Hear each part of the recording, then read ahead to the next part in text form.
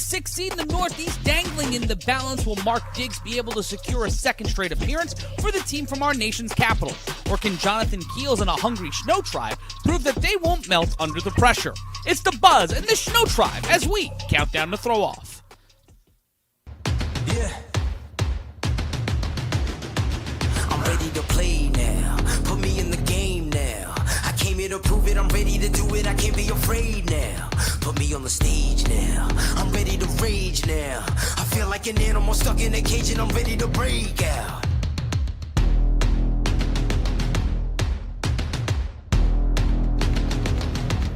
Greetings from Asbury Park. I'm Matt Ryan, and it's time for the A7FL Games of the Week to continue as the DC Buzz look to get one over on the Rahway Shnow Tribe. I'll be joined in just a few moments by Big Rob Fabian and Corey Hammond as we break down all the action in this important winner-go-home Northeast matchup. But before that, let's tell you a little bit more about what is the A7FL. We're 7-on-7 football. No pads, no helmet, all action. And folks, we take the kicking out of the game. Instead of that, we have the 3-on-1 throw-off to replace kickoffs and punts. And on scoring plays, we've got a 1- and 2-point conversion from the 5 and the 10 to replace the extra point kick. And folks, we have 26 teams across the nation trying to make their way to the A7FL championship game out west this July. And these two teams are looking to lock in the last spot in the Northeast before our playoffs begin in just a couple of weeks' time. We have 2 weeks left to go in the A7FL season, but let's look ahead to our 4 o'clock game. Here's how we got here. First for the DC Buzz. They've been digging it. Mark Diggs is a linchpin to a win today. The unorthodox quarterback who is unorthodox in not only his size, but also his precision and timing in the pocket. He's not a run-first quarterback like you'd normally see in the A7FL. Keon is the key. Keon Charles has been dynamic in 2023 and someone who the Buzz can build a future around. And it's win or go home. Their playoff hopes are on the line. The Buzz made it into the 2022 playoffs. They're looking to go back-to-back. But let's take a look at the tale for the Shnow Tribe. And it's a balanced board. A balanced offense will be a key to win today. They have to utilize Jonathan Keels and the traditional running game as much as possible, create some separation, and give him some time to create play action or scoring plays that are not just off of his feet. And lock it in. A win equals a playoff berth for the Shnow Tribe, so this is the most important game on their schedule. They're going to have to show up across the board today to get the win on home turf. And finding a rhythm.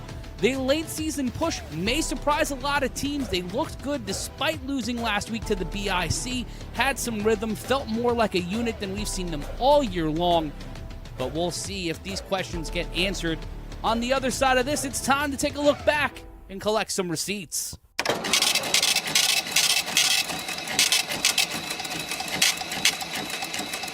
Break the top 10, and I believe it. I am listen, the amount of people that played the DC Buzz and came back to me and said, oh my God, that quarterback torched us. He destroyed us, bro. It's like a 0.5 second drop back and just lets it fly. Oh yeah, the DC Buzz are going to be a definite problem for a lot of teams this season if they maintain that same hunger they had last season. So them at number 7, clean.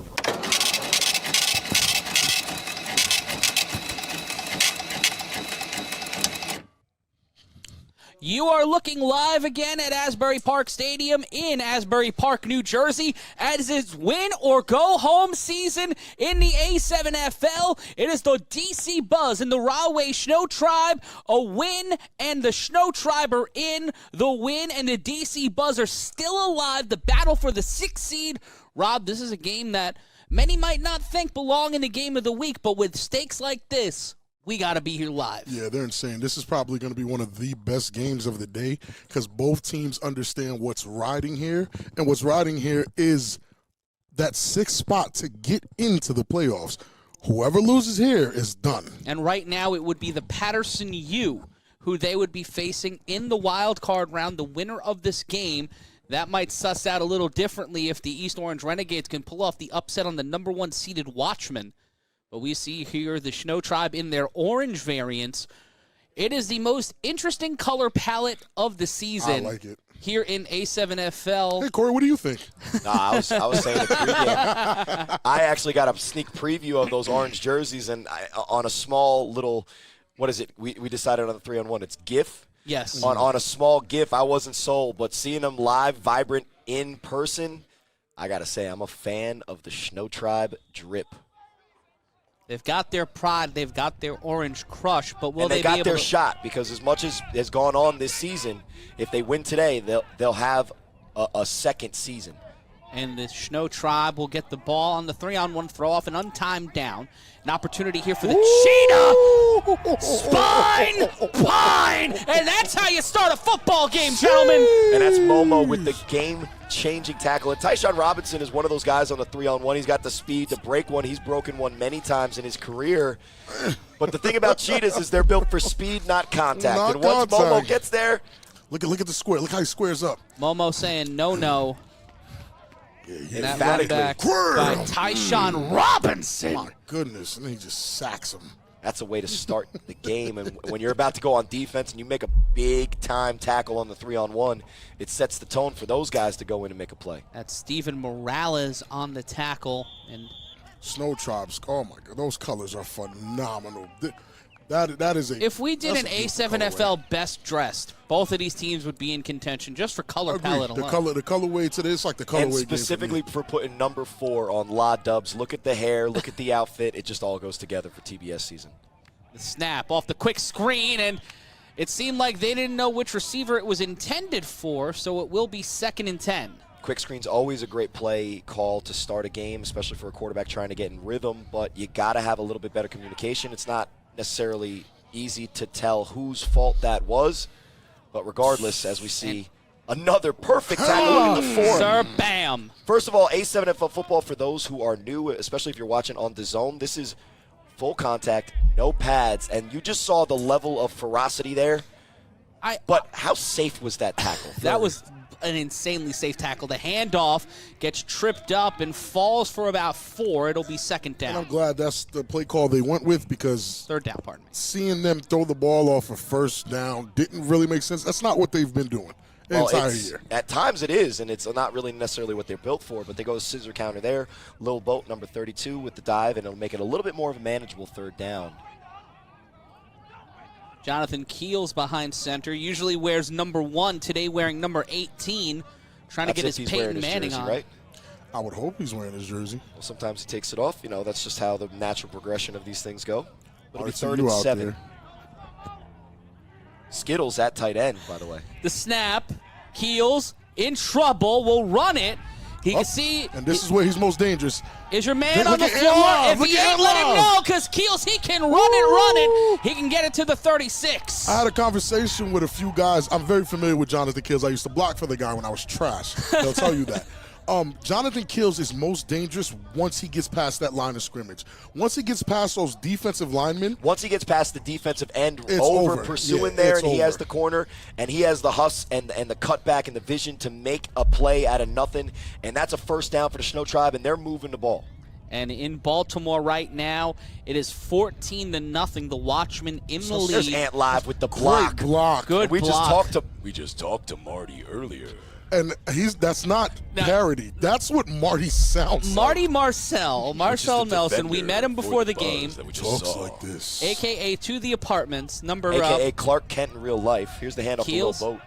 Little Bo Seth Batson Oh. makes a good move inside and gets a gain of 9. It'll be 2nd and 1 unless they give him the 1st down. This is going to be a very competitive game. If I'm you, if you thought last game was fun, but then you saw BIC blow someone out, this game is not going to be that. This game is going to be a back and forth. And both of these teams know what's on the line, Rob. It's a 100%. shot in the playoffs. A shot There's to Dro. There's Dro and toss Okay, back to okay. Keels. He gets past and that line of Keels scrimmage. will get the 1st down. Pedro has to stop with, and I spoke to him about this like a week or two ago, that cutback step, he has to stop. He has to just go straight forward.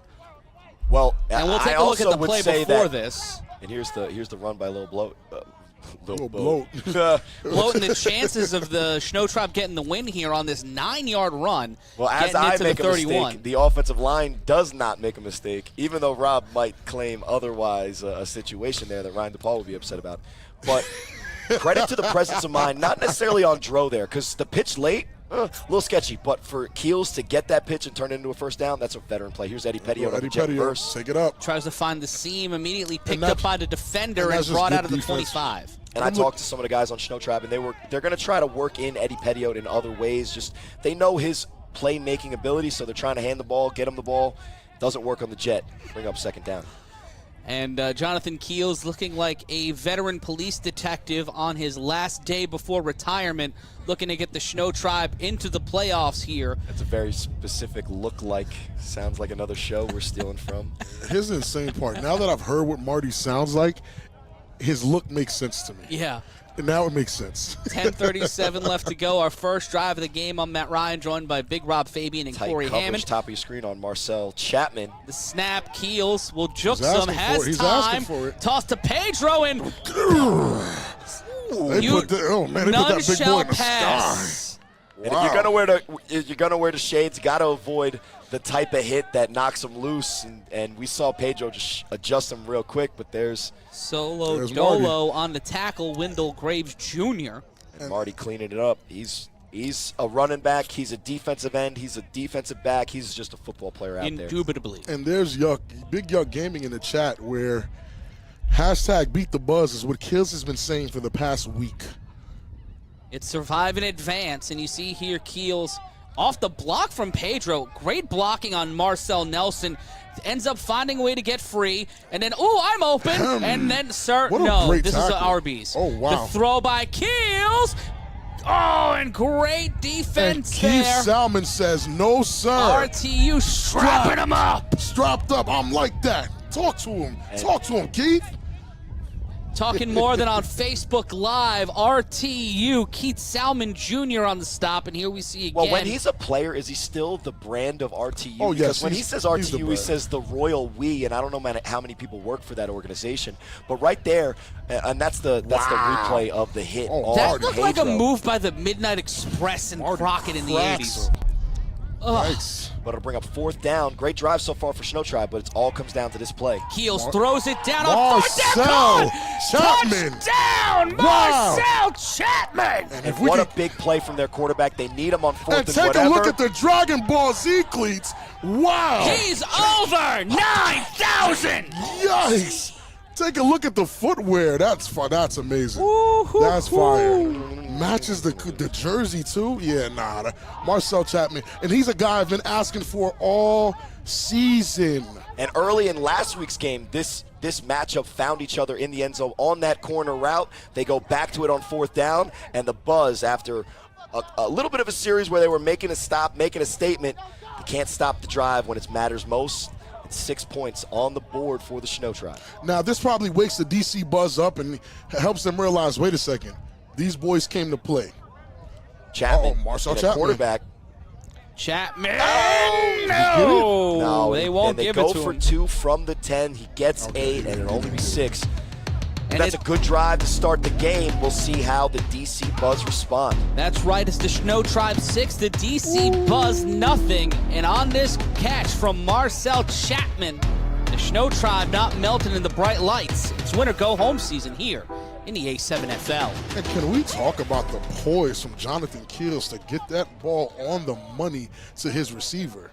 It seems like they might have heard me when I said buy into the guy and listen, just buy into the system. And also, I want to shout out our camera team today. Oh, yeah, phenomenal. These guys have been killing it. Jared right there on the stand. Shout out to the crew as always, and the people behind us, the Soberman brothers. We got Colton back there. We've got, of course, Ryan DePaul and John Kay hitting the 0s and 1s and keeping us on the air. Zach Morgan was with us, then had a pressing family engagement in Newark. 6-0 your score. Guys, as we look ahead at the DC Buzz coming on the field, we're excited to see Mark Diggs when he walked in. Keon Charles. Yeah, and this guy right here, Keon Charles, if you go to the A7FL Instagram after this game, watch what Keon Charles was able to do a few weeks ago here in Asbury Park. Ryan DePaul, and talking with him earlier, he said guaranteeing 3 touchdowns from Keon Charles today. Keep him. Oh, Shane Turner, who told me he's guaranteed 2 touchdowns. Number 0 told me he's Steph guaranteed. Curry? Yeah, you got your back adjusted, Pedro. I seen it. And that Lord. catch by Keon Charles. Charles looking to make a highlight, looking to go Good. viral. Goodness. Cuts to the sideline. Oh, and the he- Turf Worm is undefeated. He hussed turf himself. monster. The Purple turf Power monster. Ranger in full effect. Oh, And he And got our reactions in real time real there. time. He had it because if he could cut back and get against the grain, you saw how off balance he was. That's how off balance the 3-on-1 for the Shnow Tribe was. And Who's then just that? Who's that? That's Mike. He gonna make it. Oh, baby. Oh, yikes. And let's see this So you see, again. he makes Shane Turner miss on the first, or that's actually Rondo. Rondo misses on one. You and see he's Turner about to second go. And he level. sees the There's lane, goes for the turf cutback. monster hits him with the That worm, man. and he got so much energy. His energy bounced him off the field several times. He should have zagged when he zigged. And there you see Big Poppy, Mark Diggs. I liked it better when he was number 8, but we'll still rock with the 22. Here's And Marcel. Marcel Nelson And here's running the Marty. ball down the sideline, Do your thing, sounding Marty. like John Facenda, and we'll get to the 31. You guys are still like 7 octaves too I high know. somehow. We're can't not even get as close that as low. Marty is. Marty definitely. That was a great run by Bob Marty. has an unfair advantage. I do. My register's like somewhere near the ceiling. Yours is in the sub-basement. Mine And I'm is just about acting. here. Well, let's just put a cap on that Shnow Tribe drive. Let's be honest. Keels did everything a quarterback Keels needs did to do. phenomenal. He made the weird play when Pedro pitched it to him. He made the running play when he took it himself. And he made the beautiful throw on time when his team needed it most on 4th down. That's how you play quarterback. And let's see what Mark Diggs has for an answer. On first down, the handoff again.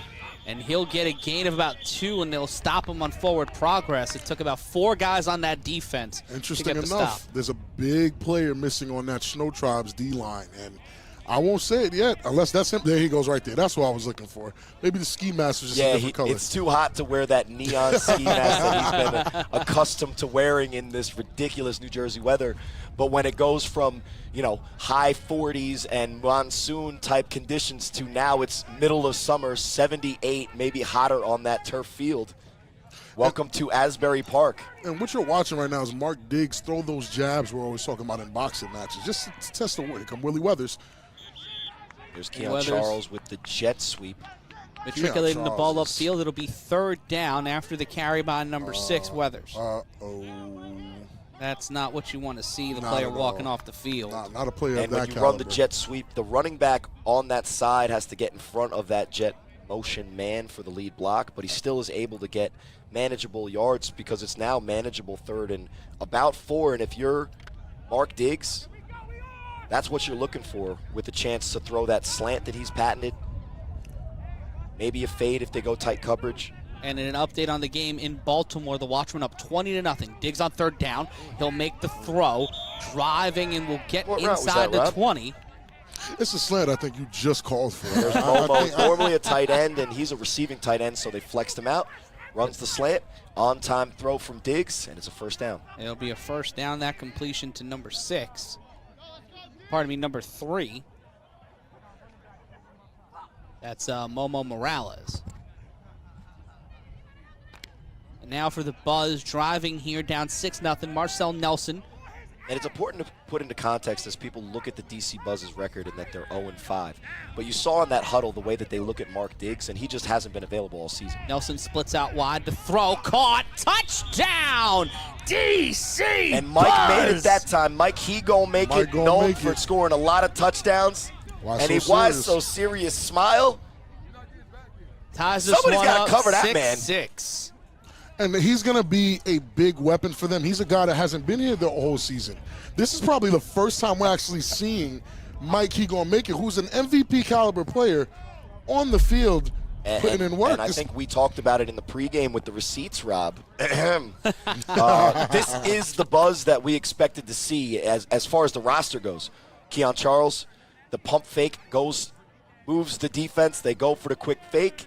And you probably should have covered that guy because he has a habit of scoring touchdowns. Oh, okay. There was a big miscommunication on the defense, but Mark Diggs doesn't need that much time to throw. And it'll be interesting if Mark Diggs stays in or nope. They go with Leonard Hedrick III, Sir Leonard Hedrick. Sir Leonard On the rolls two-point out, conversion.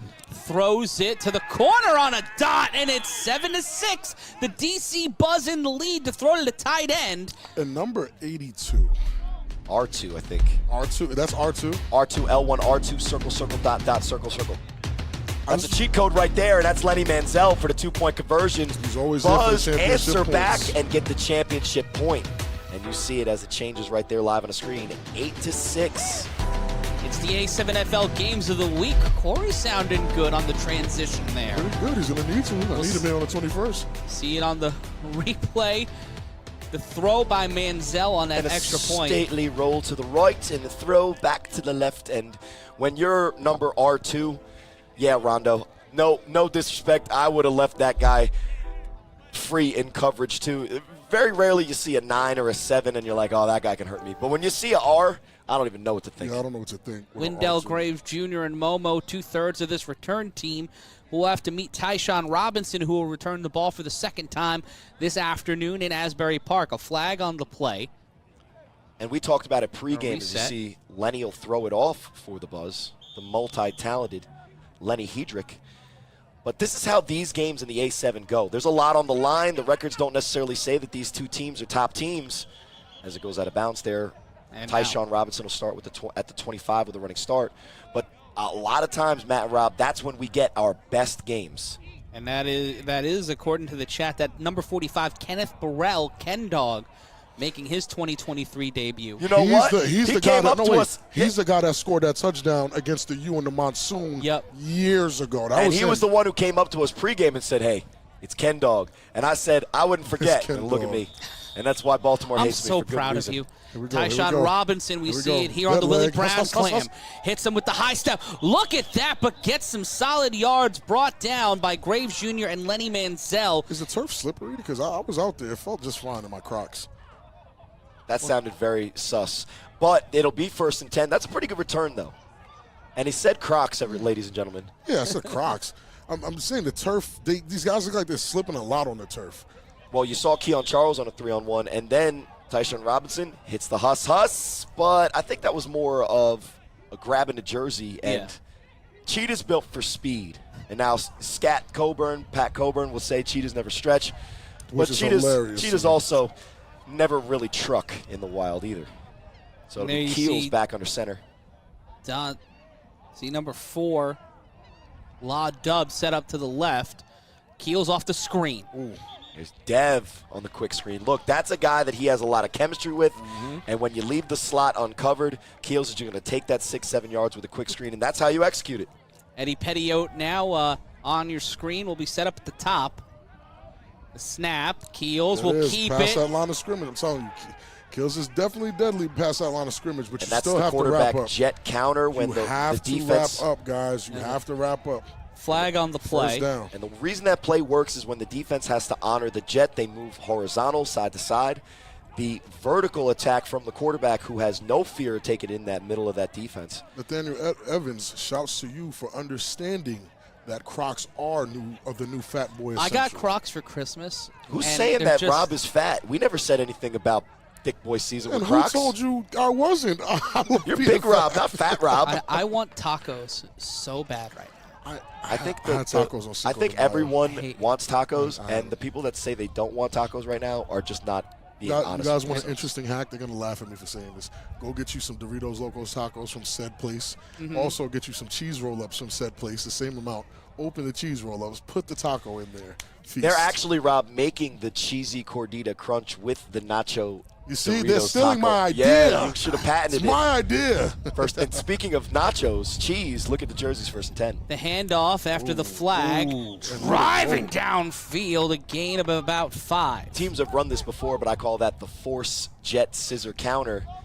You see the jet motion. Seth Batson comes cross face in front of J. Keels, gets the yardage, and that's the type of offense that the Shnow Tribe have expected to run all season. For sure.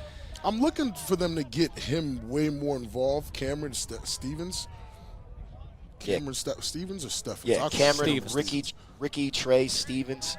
He has that highlight that went viral. He's just throwing guys out there, but you got to get him the ball. The snap, and Keels will Jonathan keep Keels it. is gone. You see the Cut block to the there left from side, finds the block. seam, and will get out around the 9-yard line. And this Shnow Tribe offense clicking. This is going to, as someone in the chat saying it was the money man saying this is going to come down to the fourth quarter. I have to agree. And this is the type of game that does that. And honestly, this was the point last season where the Shnow Tribe kind of found their stride. They figured out their identity. It was the week after a BIC loss. So, 365 days approximately later, it looks like they found their identity. The handoff. Cuts inside, pushing in towards the end zone. And he's going to be a tugboat. Seth Batson into the end zone. You already Shnow. 6 more on the board for the Shnow Tribe. They're saying he's down, but they're also fighting for the ball. I think they're going to call the play dead at the inch-yard line, but it'll be 1st and goal as they hurry to the line. They'll did all that touchdown nonsense for nothing. Well, you might be able to do it right now. Keel slides, and you already Shnow. 6 on the board. Shnow Tribe in the lead. Keels is putting it together. And Keels is leading his team. And what Rob said on the 3-on-1 is they got to believe in him. Well, he's given them every reason to believe in him today. He's making all the right plays. He's calling all the right calls. And right now, they sit up 12-8. 12-8. With Shnow Tribe on top of the DC Buzz. Matt Ryan joined alongside Big Rob Fabian and Corey Hammond.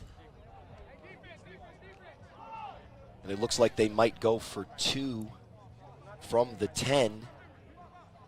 It's going to be, we're talking about how this game is going to go deep into the game and be competitive. These are going to be potentially the difference makers here. And it'll look like a timeout on the field, getting the ball in. And with it being 12-8. Again, it'll be Marcel Chapman at the extra point quarterback, mirroring what the Buzz are doing with Lenny Manzel. The snap. Throws it towards the end zone. Jump ball, brought it down! And that's why you get it to my man Ricky. Go crazy, big fella. Marcel Chapman. Is that Marcel Chapman? No. Throwing the ball, absolutely. Marcel Chapman with the throw into the pocket of the receiver. But Stevens going all the way to the top shelf. Cameron Stevens, one of 3 men to wear number 0 on the Rahway Shnow Tribe. Yeah, he's going to make it so that we know who he is every time he has the ball in his hands based on the highlights he's going to be putting together. But that 2 points is huge because now the Buzz score and the Shnow Tribe get a stop, then this game will be tied. Championship points, fellas. And once again, here's the highlight. Great throw from the former quarterback, now wide receiver. But on a throw like that, you might as well keep playing when you get the chance That's an athletic big boy.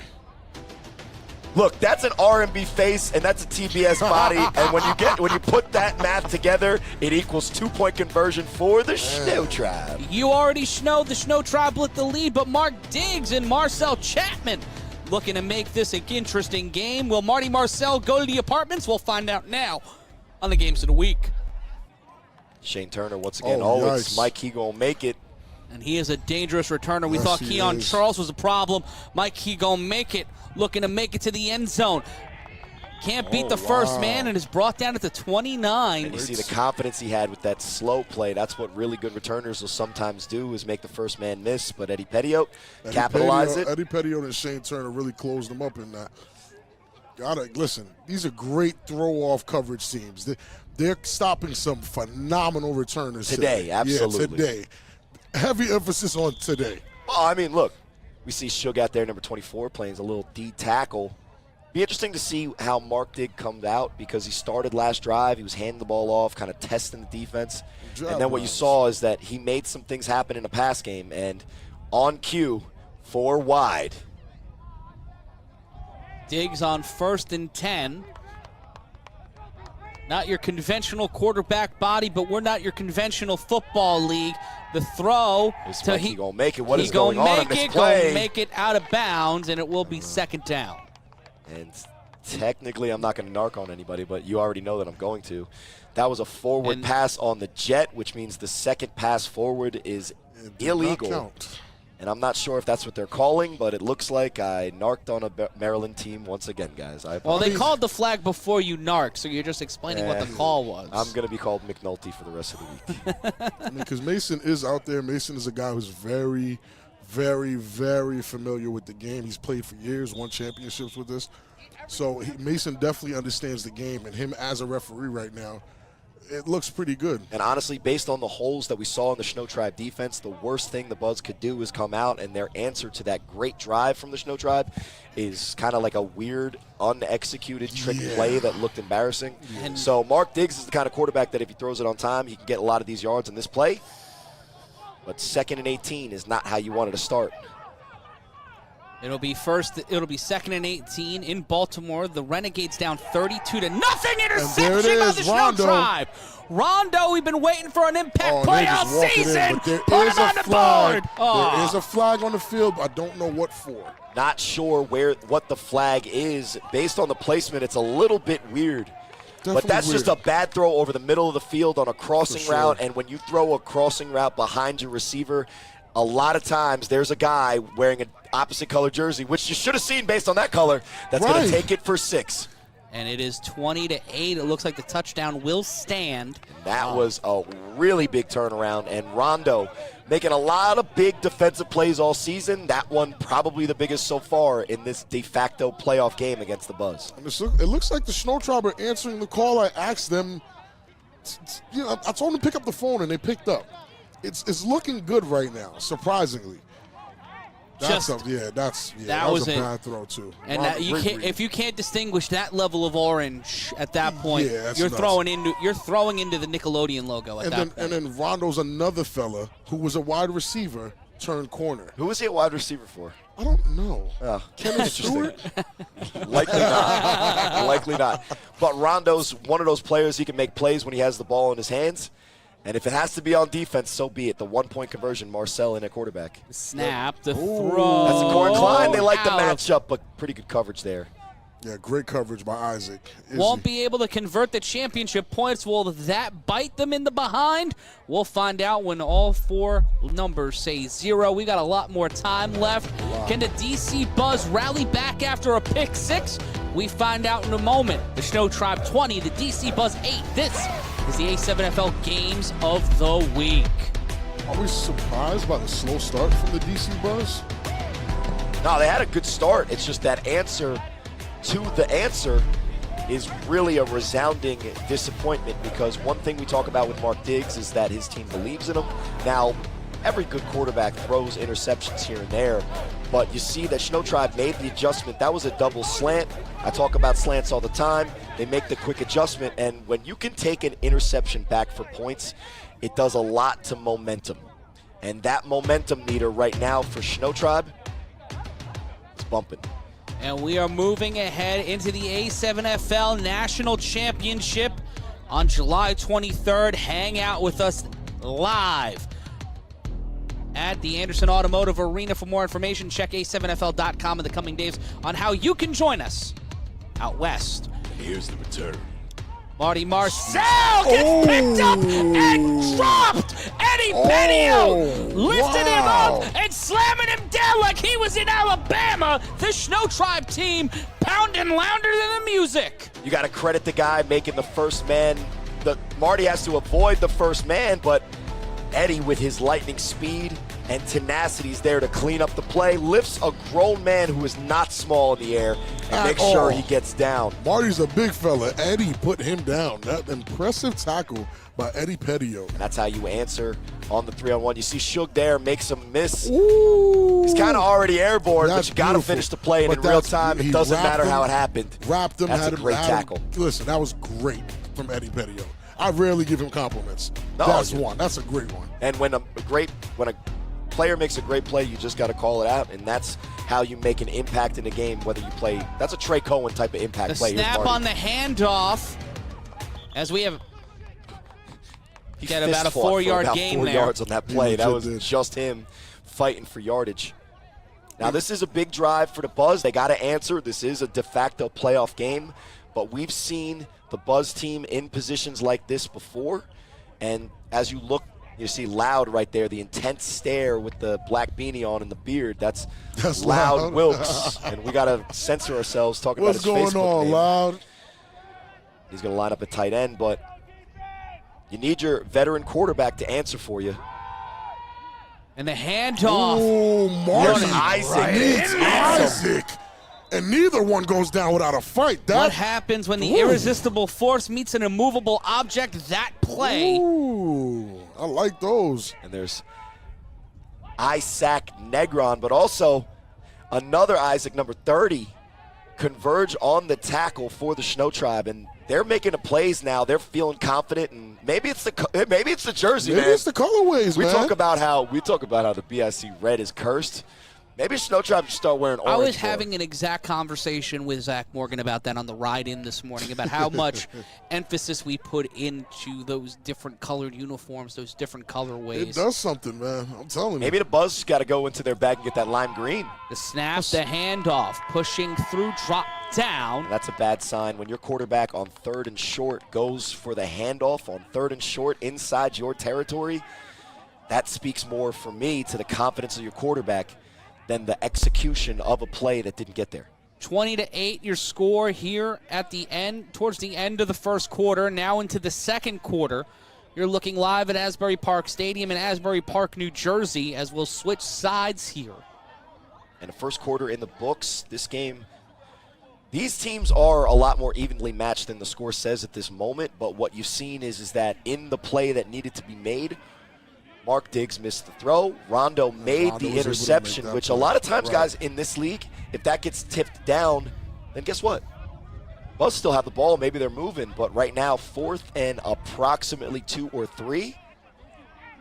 It's the offense on the field, and whether it's Lenny Manzel in at the statue formation for the double pass, or he's actually playing quarterback, he's in the huddle right now for the DC Buzz. And there you see the Shnow Tribe juxtaposed to Asbury Park as it goes from spring closer and closer to the summer months, as we're on the road to July 23rd for the A7FL Championship. And in consecutive weeks, we get late February and now early June in New Jersey weather. Last week, Chuck Hayes, just atrocious. Chuck Hayes in the chat quoting Deion Sanders, and now Lenny Hedrick, Lenny Manzel in the game, and Lenny Manzel brought down. Did he somehow make that somehow play? Tossed it out to Marcel Nelson, and now, you don't want someone with that kind of deep voice talking smack to you. Flags everywhere. Isaac Malara, involved on the tackle earlier, now involved in a discussion on the sideline.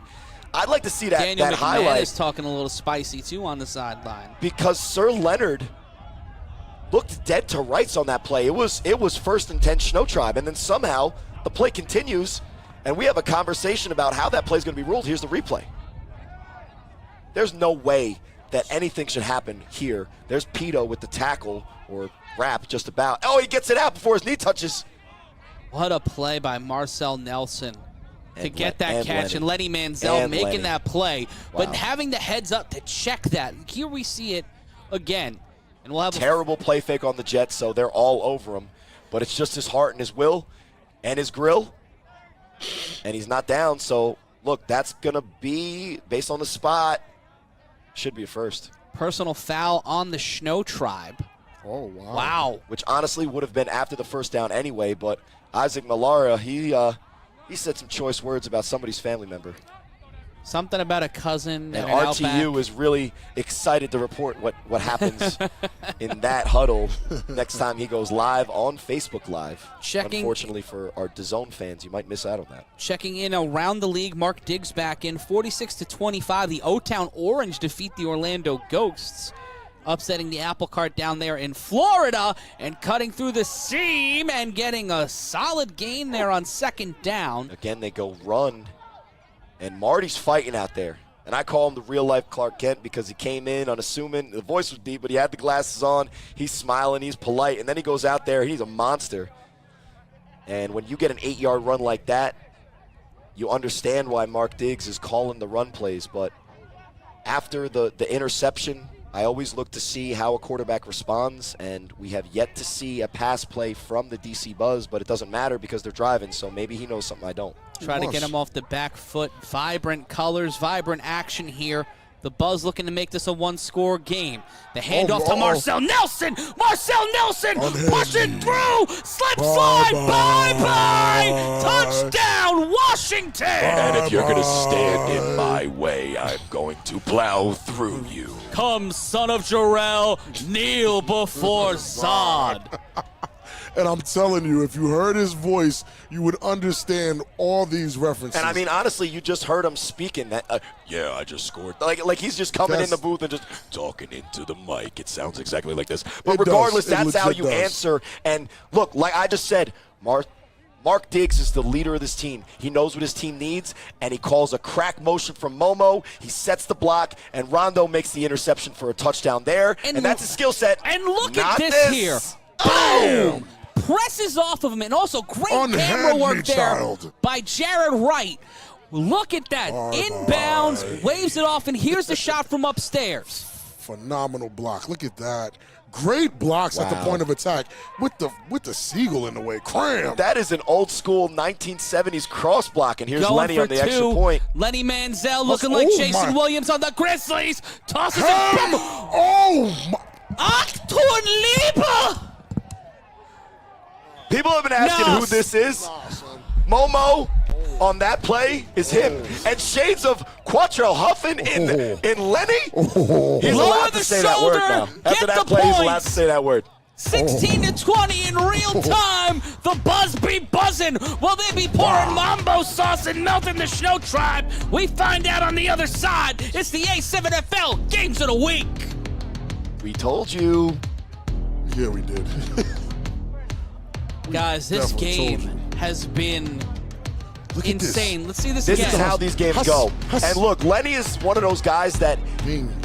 the knock on Lenny is he's not going to call for 4 quarters, great plays the entire game. Because what Lenny does is he goes out there and he plays football. And when he has 3 orange jerseys in front of him, he somehow finds a trailing tight end for the pitch and the conversion. Look at this. Momo is blocking on this play, Look at not the hustle. even Look at the involved hustle. in Look the at the route. hustle. He Look at the feels him hustle. with his sixth sense.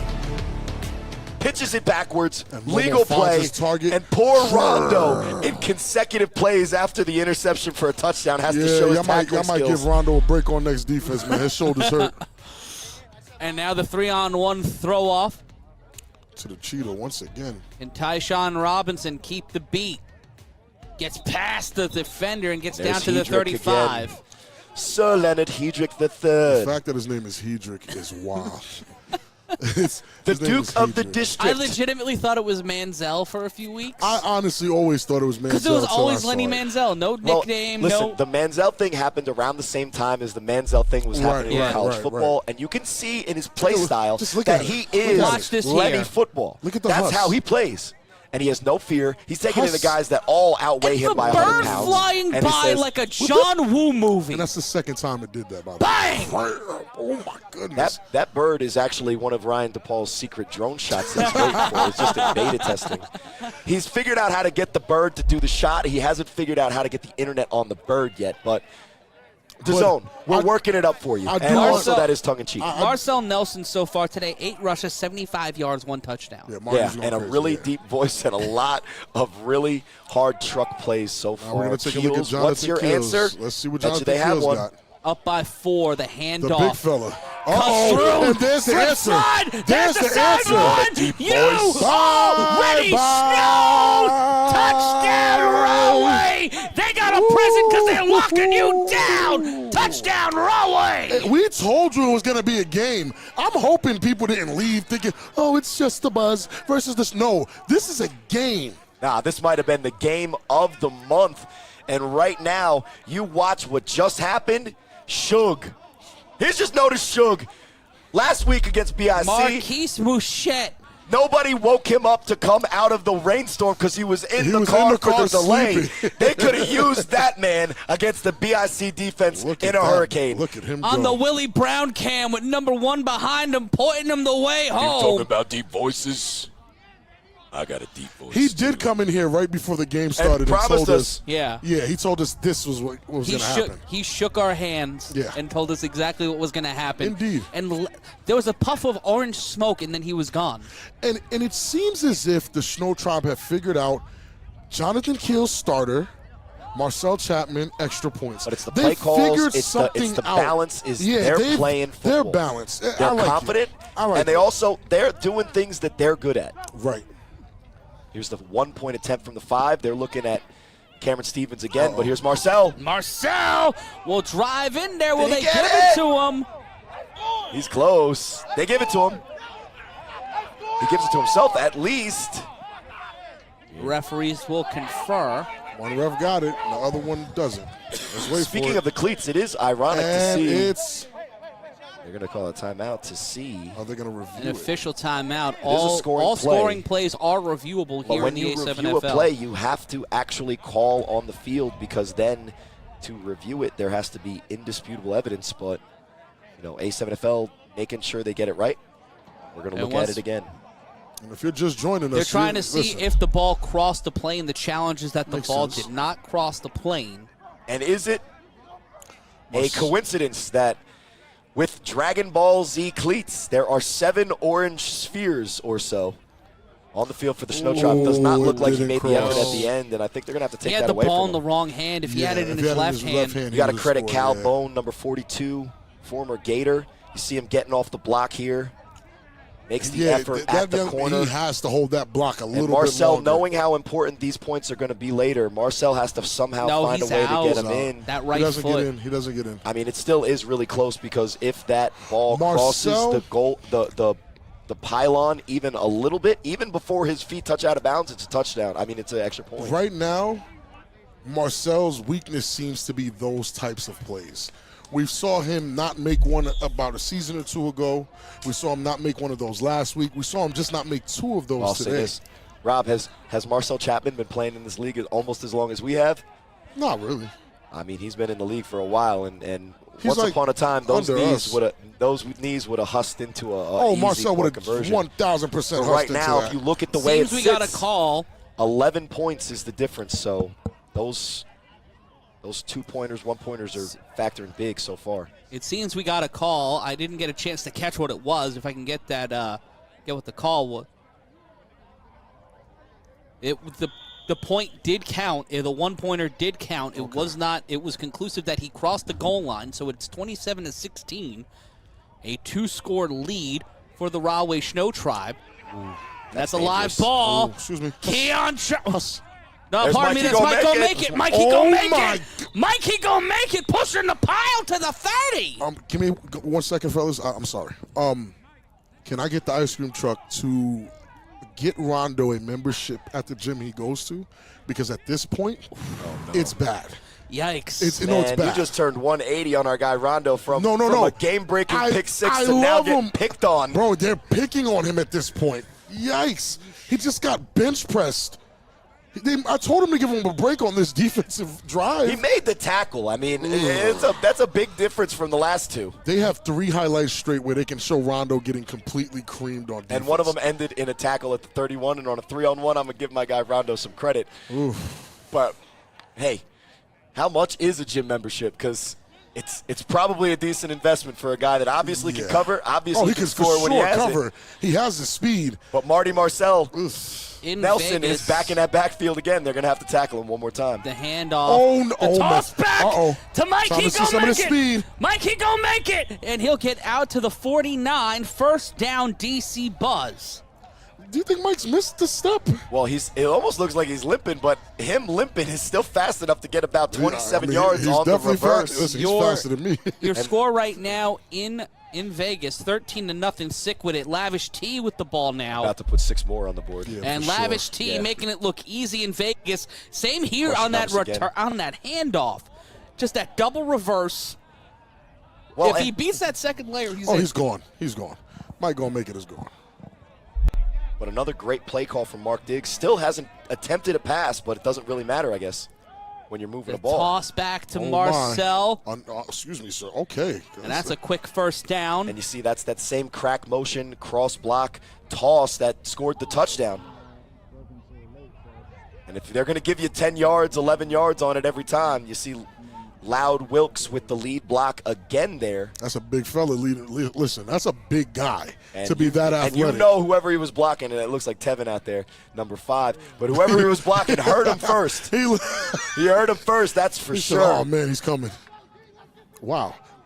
Yeah, that's a great block by Loud at the point of attack. And it looks like he's their favorite at the point of attack. And it will be 1st and 10. 10 left to go. The handoff again. They will play that card one more time. And Marcel making it to the 35-yard line. They go toss but counter on it. So they do the toss action and then just go with the counter that ends up being a dive inside. And look, it's not as great as the play before, but they're keeping it on the ground. They're keeping it moving. And it looks like the Buzz, who we've kind of come to know is more of a passing team, guys, right? Especially with Mark Diggs at the helm. They have committed to the run in this second quarter. Off. I don't know if they're trying to beat them up early or what they're trying to do. Also, Keon is hurt. That kind of takes away from their, available output. Yeah. And you got a guy that Ryan DePaul promised 3 touchdowns. Here's the play action. Diggs. Looking that thick boy sees it.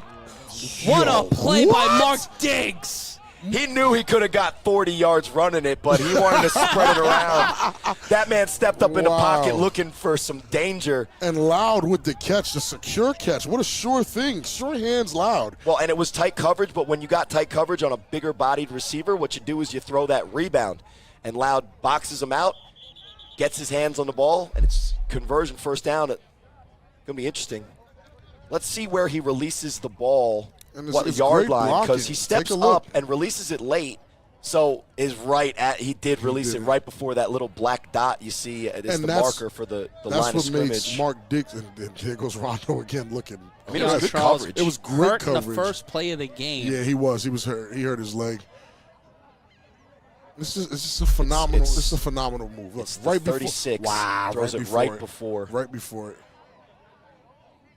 Right before it. And this is why we said at the outset of this broadcast, this game is going to be, and was there the call on the field, they're trying to see if it is an illegal forward pass. He's got to go past the 36-yard line. The down marker's on the 36. He steps, he throws out right clean. Behind the line. Clean. That's clean. That's clean. That's clean. That's clean. That's close. That is understanding where you are. Phenomenal. It's either he has amazing field awareness, or he just got lucky. I think he has amazing field awareness. You have a feeling of how many steps you take back, how many steps it takes you step up, and of course a pocket passer is going to kind of have that invisible bubble where he needs to be. You see the rush from Biggie on the outside, steps up in the pocket, which is what you need to do. He steps away from the rush, and look, he's not wide open. But that's one-on-one coverage. I'm going to take it. Throws it where his receiver can catch it. And it's a first down conversion for the Buzz. And that is great coverage by Rondo. All of that in just like a little short pass. Yeah. Not a big wind-up, has to throw it with his body. Basically in a regular shot puts it there, standing position. Wow. And we've all seen the viral videos of Scooter Hamilton out in Vegas getting busy running down the field. And what Mark Diggs wanted to do there is just make sure that Loud was the star, gets the ball out of his hands. But we all know what would have happened if he just broke that line of scrimmage and started Mark hustling. Diggs is going for 6. It'll be I'm going to run out there and go shake his hand. Like a senator in like a 1940s photo. Let's go, Mark. No, you guys would have ran out together and did the jump where you do the air high five. Jump. And a flag on the play. Got a total of 6 inches vertical inches off the ground for both together. Of you, combined. And it would have been glorious. Unfortunately, we just get the first down conversion, but we'll see what the call is here. Ball will be on the 19. It might be moved back a bit. Mason was listening to the broadcast, knew there was a decent bit going on. He wanted to reset so we could finish the joke and keep this great game of football. Let Corey cook. Let Corey cook. That's usually not what the chat is saying. Oh, the hashtag Corey STFU University is well. Great. Did it actually trend? Because do I actually have to go to the corner store? No. Head down to the Welsh Farms. The handoff cuts through the seam, and that man. He is a firefighter, but right now he's a fire starter. There's a policeman taking down a fireman. Wow, a police officer taking down a firefighter. Finest versus the bravest in a little microcosm there. Orange and unlike in purple. hockey, there's not like 95 fights. No, Right. The NYPD FDNY game this year was stopped for fights like 15 Seriously? times. Well, they got to settle some things. The NYPD is deep. Yeah. They're deep. Their roster of guys is deep. Why are we talking about them like because they're a he's a team in the firefighter. league? I fight fires. With police officers, excuse me. And guess what color fires are sometimes? Orange. Purple. Play action. Oh, wow. Diggs rolls out, toss, and just juxing him and having the roll back after that That's tackle. Sean Dorsey on the quick flat, catches the ball, but great coverage from Tevin. And that's a very quick release. That's a very quick play, knowing that your guy's going to be open in that position to get the ball off like that. Well, and it was fast it in was that a aspect. Yeah, he's got a quick release for sure. But it's a play action rollout, and sometimes you think, oh, that's not going to be an effective play. You see the Kansas logo for my guy, Big 12 represent. 2 wide receivers set, 3 on the line, 3rd and 1. In motion, the quick toss. Oh. That's to Called Marcel. it one time too many. Yeah, that's a bad play call. And Isaac That's a bad Negron play with call. the tackle. And they Definitely bad play read call. the crack motion. They over pursue it, rightfully so. And once the ball is tossed in the air, Marty can't even cut it back because the ball is airborne when he would have to make that move. So to bring up 4th and 5, 4th and 4, and to just remind the fans at home or watching on the zone, the A7FL, we do not involve the kicker. If you're going to score points in this league, you got to do it on a football play. So even though this has been a great drive for the Buzz, they got to convert it here on 4th down. And great. And Deshaun Dorsey with the great block on Loud, but that's his teammate. And that's why there's 3 guys in orange jerseys wrapped around Marty Nelson. It'll be 4th and 4. Timeout, Shnow Tribe. They're going to talk about it. This is a big time possession for both teams. Yes, the Rahway Shnow Tribe are up to 2 scores, but 11 means that if somehow DC Buzz are able to get back in this game by scoring 2 touchdowns, they'd be up without any conversions. So Right. that's why those And the championships Shnow are Tribe huge. did start the game with the ball, so the So that means DC the Buzz DC Buzz get it back. Buzz will get it at half. And you don't want to give Mark Diggs any more time than you need to. At all. Even here on 4th and 4, he's got a litany of options. Mike Key gonna make it. You've got Marcel Nelson. There's a lot of different options right now. It's Ron just Clerk on the field taking some pictures of those bright orange We're uniforms. talking about the 2015 Defensive Player of the Year is now converted to a camera guy. Me, I a mean, it former works for 3-time NFL champion. flag, right? I'm over Clerk here. Enterprises. Let's Clerk go. ENT. Shouts to Clerk, man. Shouts to Ron Clerk. That guy can hit. I've never been on the receiving end of one of Ron Clerk's hits, but he can hit. And if he can hit, I would assume you should be considering yourself blessed. For honestly, yeah. if he takes pictures even half as His good as he highlight can film hit, on the he's A7FL phenomenal. YouTube is worth He's watching phenomenal. for people who enjoy defense. As someone who doesn't, I don't watch it very often. And you can watch A7FL footage on YouTube any single time. Like, comment, and subscribe right now to the A7FL YouTube channel. And continue to watch games anytime on A7FL.tv. And another timeout, but this time for the Buzz. It just shows how important not only this individual play in the bigger picture of this game is, but also how big this game is to both of these teams. It's a they huge game. need to win this game if they want a shot at the playoffs, and you can sense the intensity here on 4th down. There's players On on 4th down to throw. Intercepted in the end But there zone. were Flag Shnow was Tribe definitely players thrown. running off the field, so I don't know if they're going to call that offsides, which would be an automatic first down, or if they're going to blow the play That'd dead. be This a is going to costly be a mistake. costly mistake from the Shnow Costly. Tribe if it is the actual call. And they'll just reset. As it was a timeout. You can't really run a hurry up after a timeout, ladies and gentlemen. There has to be an official whistle. Obviously, Deshaun Dorsey and the Buzz are a little upset with that. We'll see here on the Oh, replay. Mason threw that flag with zero hesitation. Can we comment on the flag throw? That's that was clean. upper tier. Oh, but Will, step your game up, Yeah, Will. watch out, Will was Franklin. almost Will's like- in Vegas. Yeah? Yeah. While Mason's over here taking your gerb, you better get back, Will. Well, no one's taking her gerb. It's 4th and 4. The snap. Diggs in no. trouble, met and brought down. Isaac Negron helping out on the tackle. 55 getting the sack. Oh, and they go for the pump and go. And you can pause me if you want, but that's a play call that they just scored on the Mike. He gonna make it. But credit the Shnow Tribe defense. They're prepared for it. Coach B and the coaching staff, Ant Live, they're prepared for that screen fake. but they don't go for the screen. He has to hold it, and that's why they get there and land it. And they Great had the sack. screen open, too. They didn't did, even. but Mark, When it's not the called play pocket and you're looking closed. down.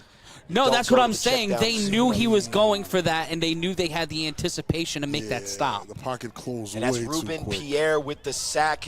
One of his first big plays on the season. But you see the Shnow Tribe back in business with the ball and still up by 2 scores. And Jonathan Kill's ready to lead this team down the field again for another drive in under 6 minutes. We get to actually see his offense at a high level in a very quick-paced situation. Can he get it done quick? Well, and what we saw last time is we saw them go to Shug, the running back. They had a crack motion. And he did a one and done. Basically just takes it as, we wouldn't have been surprised to tell you that Sickwood it's up 31-0 against the Gold. Here's The throw, and Cameron Stevens. just out of reach of the receiver. I need a confirmation that that's his name. There's too many zeros. Yeah. And there's another Cameron When I was Stevens. practicing, he was known as Ricky. I Ricky, do know so that his yeah. name is Cam Stevens. His but name he was is also actually somehow Cam Ricky, Stevens? and I just don't know how to explain that other But his than name just is actually Cam Stevens. I You know this am for a fact. 89.3%. But you know him as Ricky? That's what I called him. Then we're calling him Ricky because I don't know if he's Cam Stevens. There's like 3 number zeros. Listen. 1 0, 2 0. There's another 0. There's zeros. That's also the How problem. do you do that with custom As we get jerseys? Suggs. There's the handoff to Shug, and Shug will make a sweet run to the 26. Yeah, listen, that's a good tackle on a guy that big. That was number 42, Calvin Lamback, But also- on the tackle, but also throwing the double still- bicep. Also still a great amount of yardage on 2nd down and 10. When you can convert 2nd and long to 3rd and medium, you did your job on 2nd down. So it means that as an offense, you feel comfortable calling that play action jet on 1st down and they just miss a potential touchdown. Because on 2nd down, you can get it to manageable. Because that's how you run offense when you're running offense correctly. Not just throw formations out there and hope they stick. Snap incoming. Play action.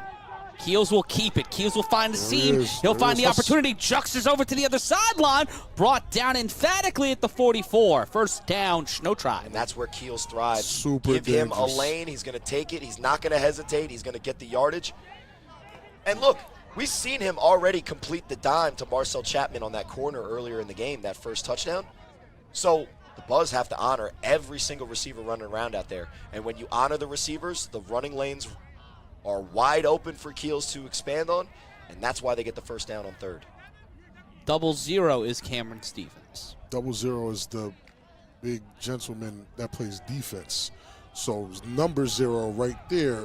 That's that's Marcel Chapman. No, Marcel or Shane Chapman Turner. is neither one of them. Nope. Well, that's what they There say. he is. Shug The gets turf tripped monster. up again at the That's Cam 49. Stevens. The turf Number monster is 2. undefeated today.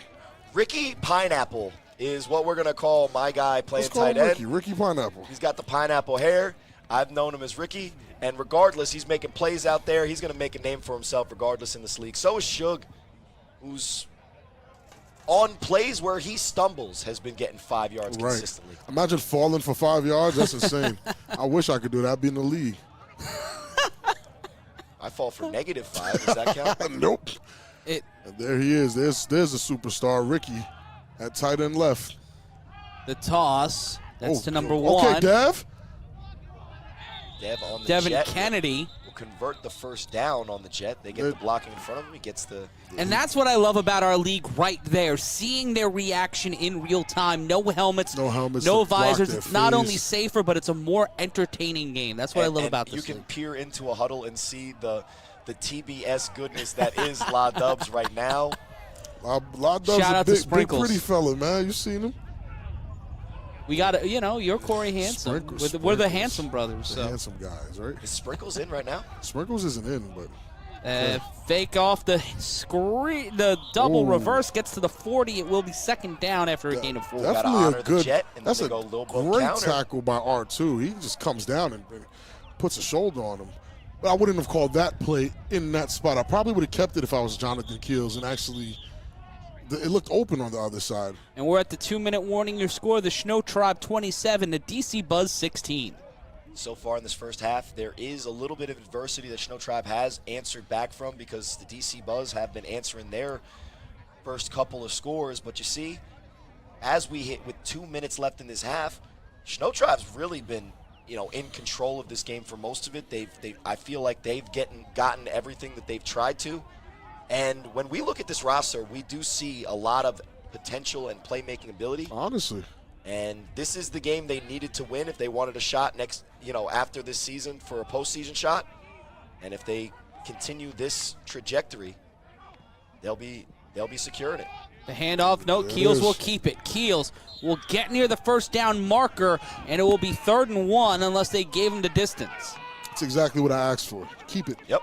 They go with the jet counter, but instead of the handoff, they go with the quarterback. Keep it. And what that allows you to do is you send the running back as the lead blocker on the play. And Draco says it best in the chat. Run north-south. There's no reason to run left-right. Just run straight up.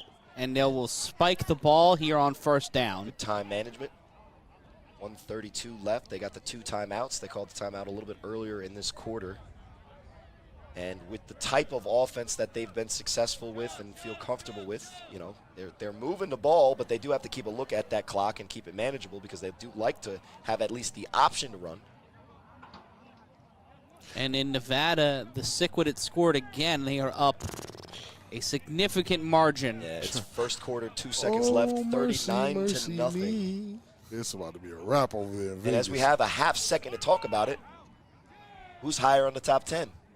Between Sequidit? who? Animals. That's a joke. That's a joke. We'll talk about it. You'll talk This about it. week on the 3-on-1 podcast. Uh-oh. And Shug making the case He for literally falls for 6 yards. trying to make the case for the Shnow Tribe to be in the top 10. And you see the score on your screen of the Sequidit Gold game on our A7FL ticker. The heist up quarter. on the QC Crush.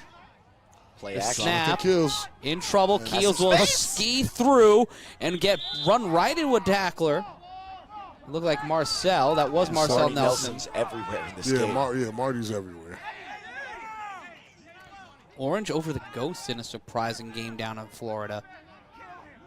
It'll be 3rd and 2. The snap. Keels Shug. rolls out to his right. Will throw towards the end zone. Incomplete. It'll be 2nd down. And that's not as bad of a play as you might think because it stops the Bravado clock. Wilkerson in the chat. Bravado Wilkerson. It's Bravado. Is that what he named himself in the chat as? Yeah. Draco. Oh. His name is Draco in the chat. I was going to say, if he actually took on the moniker of Bravado and he's Why in the chat not? as... Well, I had this discussion with... You know he plays defense sometimes, right? Yeah. Imagine saying Bravado Wilkerson with the tackle on courage. That Come just on sounds now. like a That guy who just- played in the All-American Football Conference in the 1940s. I mean, did you see the guy That's an that old plays in football college name. football now? His name is like Kool-Aid or something. There's some names. Oh, there's some terrible names. So, Some of them I won't repeat, but there's some terrible names. and there's the kid for LSU, the coldest. Yes. It's like Play action. Play action. Corner. Keels to the Why not let end it zone. fly? Caught! Marcel Chapman. Marcel Chapman putting 6 Wow. more on the board, staring down his defender. Touchdown, Rahway. And is Marcel Chapman back? Ozuna Azuna, listen to Azuna plug. making it smell nice and fresh today. We see any of that? The Azuna? Yeah. You see any of that money? We're No. starting to get Never into mind that. then. True. But I was going to say, it's starting to get close to that season for the old booth here at Asbury Park as the Gonna weather need- shifts into Need to air this one out. Oh, yeah, for sure. but Short in sleeve season. 2 weeks, that corner route, Marcel Chapman at wide receiver, Jonathan Keels at quarterback, hooked up 3 touchdowns in 2 weeks. That's a play that they got to keep going back to. But again, and we here have comes Marcel for the extra point we have to conversion. remember the troubles that the Shnow Tribe were in the first few weeks switching. They had 3 different quarterbacks. Didn't have an identity on offense. They seem to have settled down and figured something out, and it's working. The snap, going for 2. The throw, and that'll be intercepted. That'll be a dead ball. Keith Salmon says, not up in here. Stop playing with me. But real talk, it's 33-16. The Rahway Shnow Tribe in the lead. The DC Buzz looking to respond. They get the ball at the half. Will they be trapped and screwed? We'll find out in a moment. It's the A7FL Games of the Week. Great.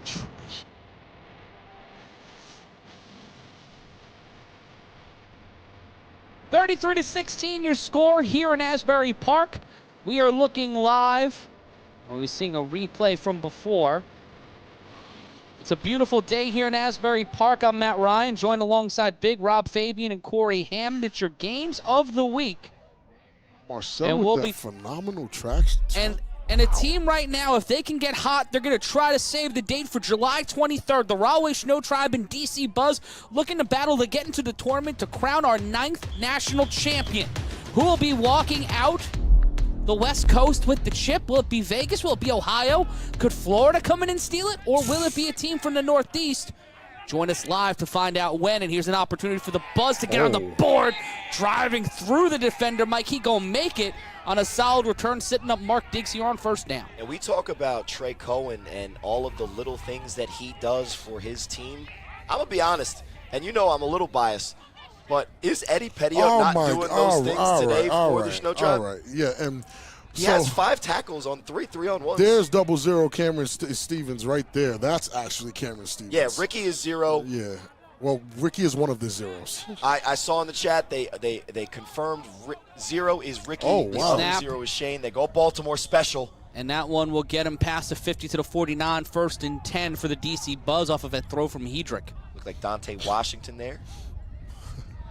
A throw Lenny from Manzel stepping in.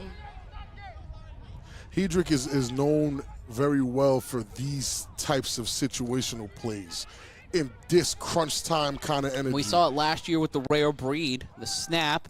Hedrick will take it. He will juxt himself to toss to Loud Wilkes. Ooh. A correction, that was number 9. Yeah, No, that was that's Loud definitely Wilkes. loud. That's definitely loud. And Isaac. That 9 looks like a 7.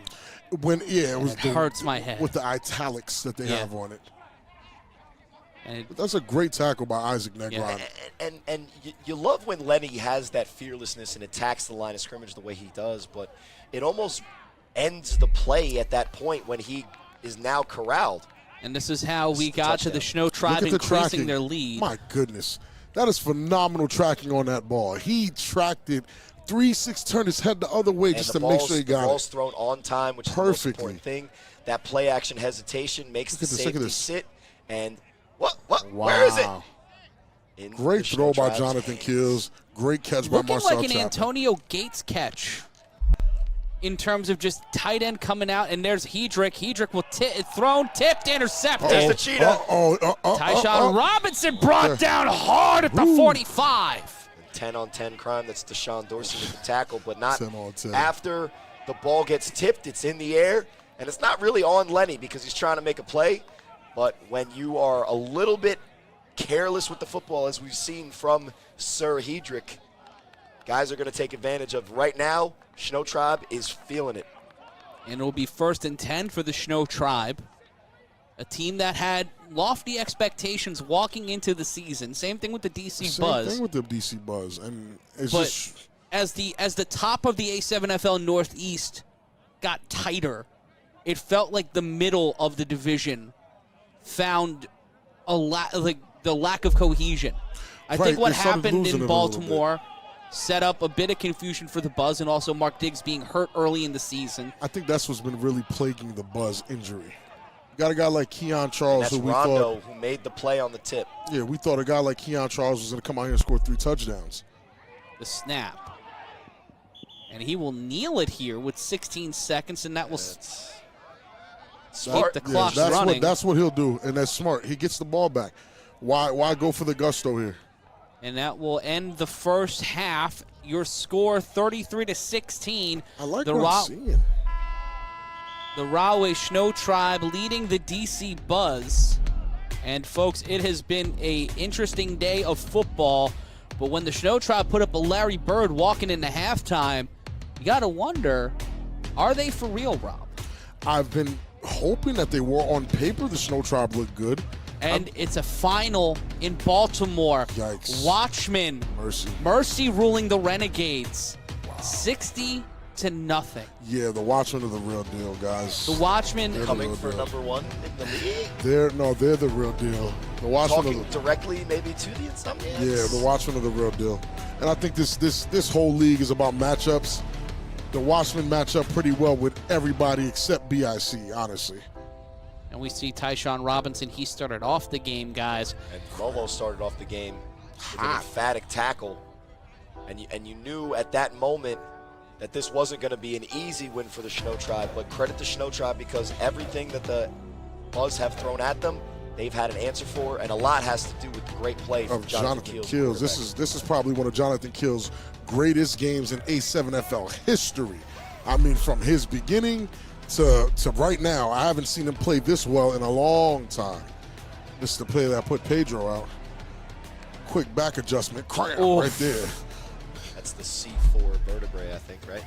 Probably. I thought it was C7.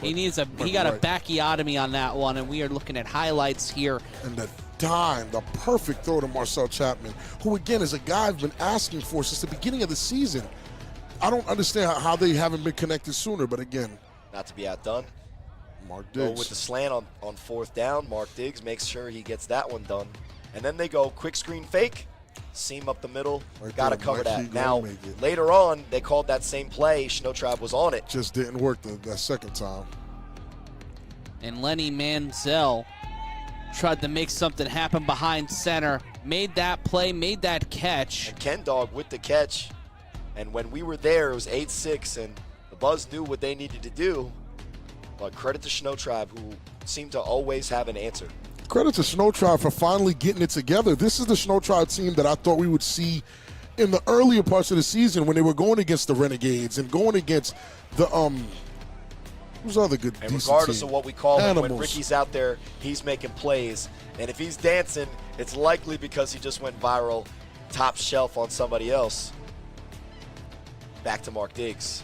And there's that first interception of the day. That really kind of broke the game wide open. Once Rondo scored this touchdown off the interception, it kind of was a little downhill for DC from there. And what it did for me, Rob, is it changed the way that Mark Diggs was calling a game. Because, yes, they responded by running the ball. And you see here on this play, you get the crack block, you get the cross block, and then Marty makes the man who just scored pay a little bit.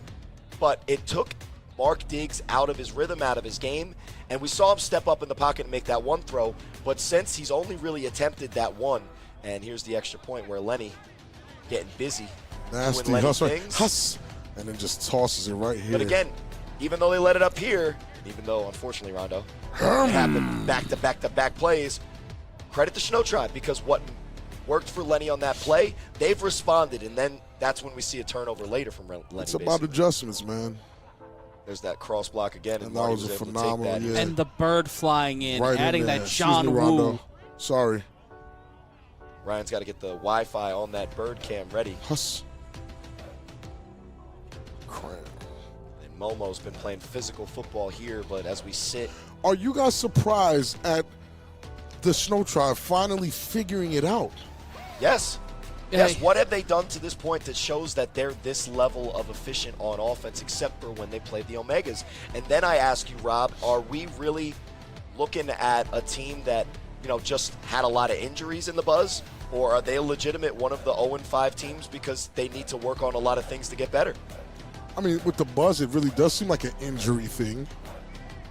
Because take a look, their best player is out right now. Like, they didn't start the season off with Mark Diggs healthy.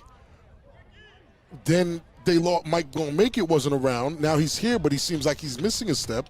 And the guy we thought was going to score 3 touchdowns is out.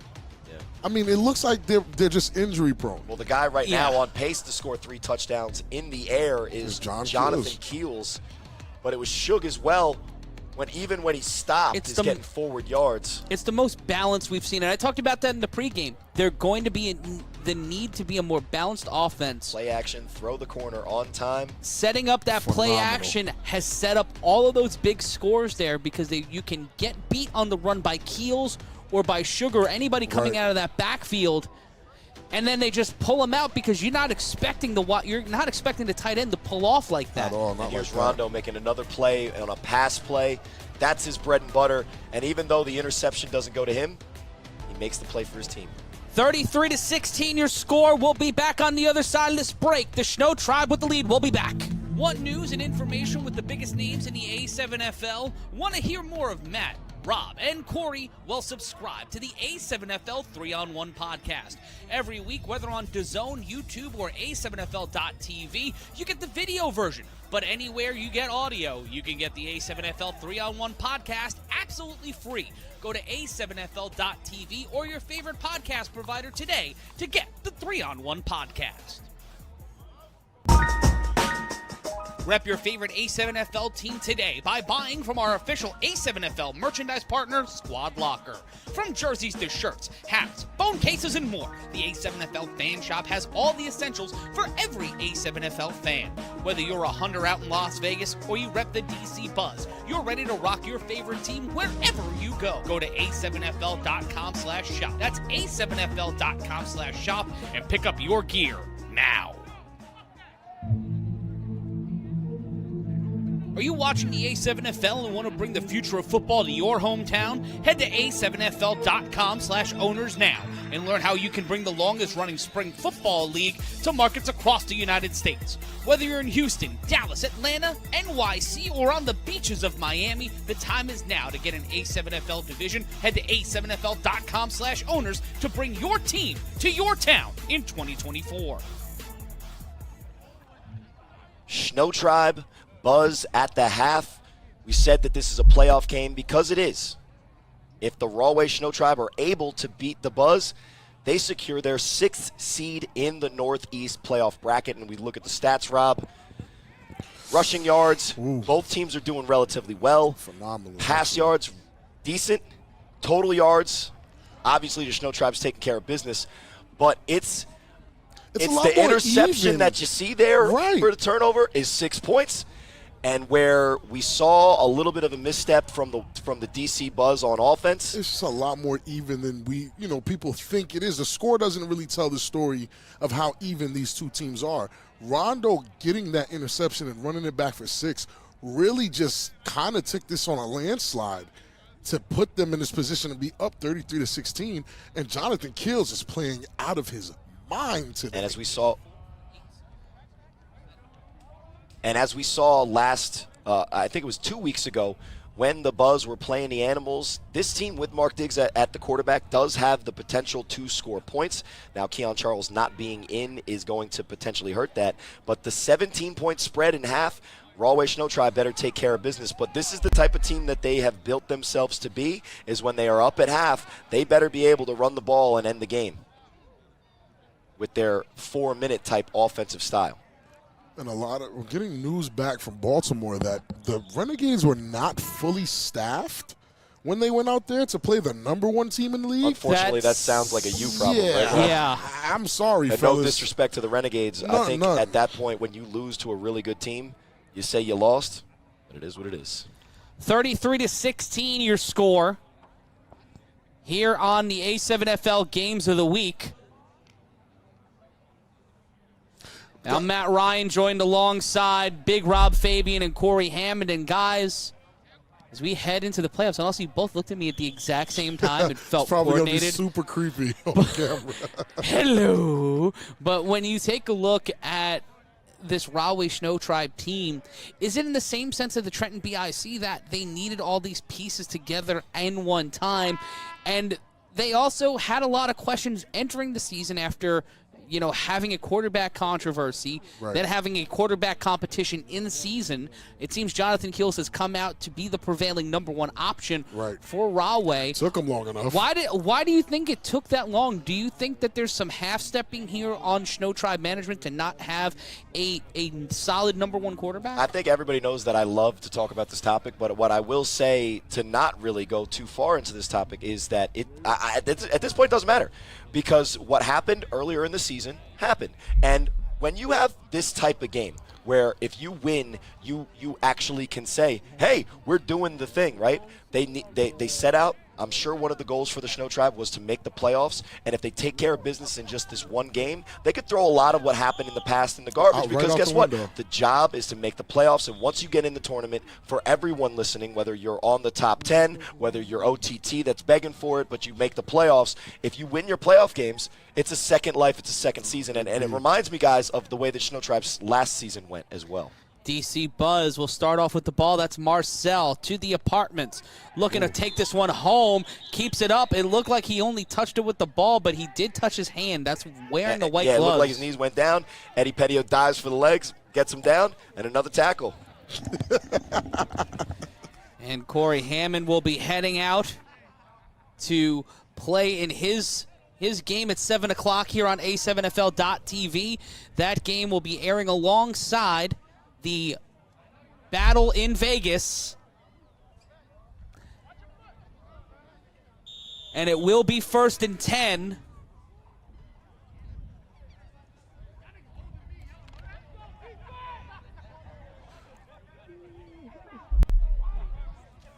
(33-16) your score.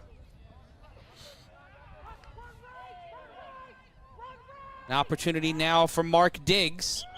The snap and the whistle on the play.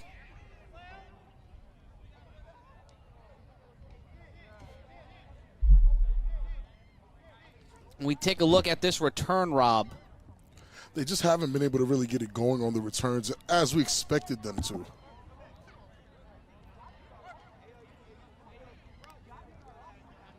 We see it here on that return. The ball will be placed at the 28-yard line. And Mark Diggs, not necessarily the best day so far. I mean, the Shnow Tribe have an answer for him, and I've heard how difficult it was to guard a guy like Mark Diggs at quarterback. The snap, and there's the toss to Marcel. Finds the opportunity to get through from help from Loud Wilkes. Will get to the 38-yard line, and it will be 2nd down. Marty is a great runner, and they look like they're relying on him heavy today.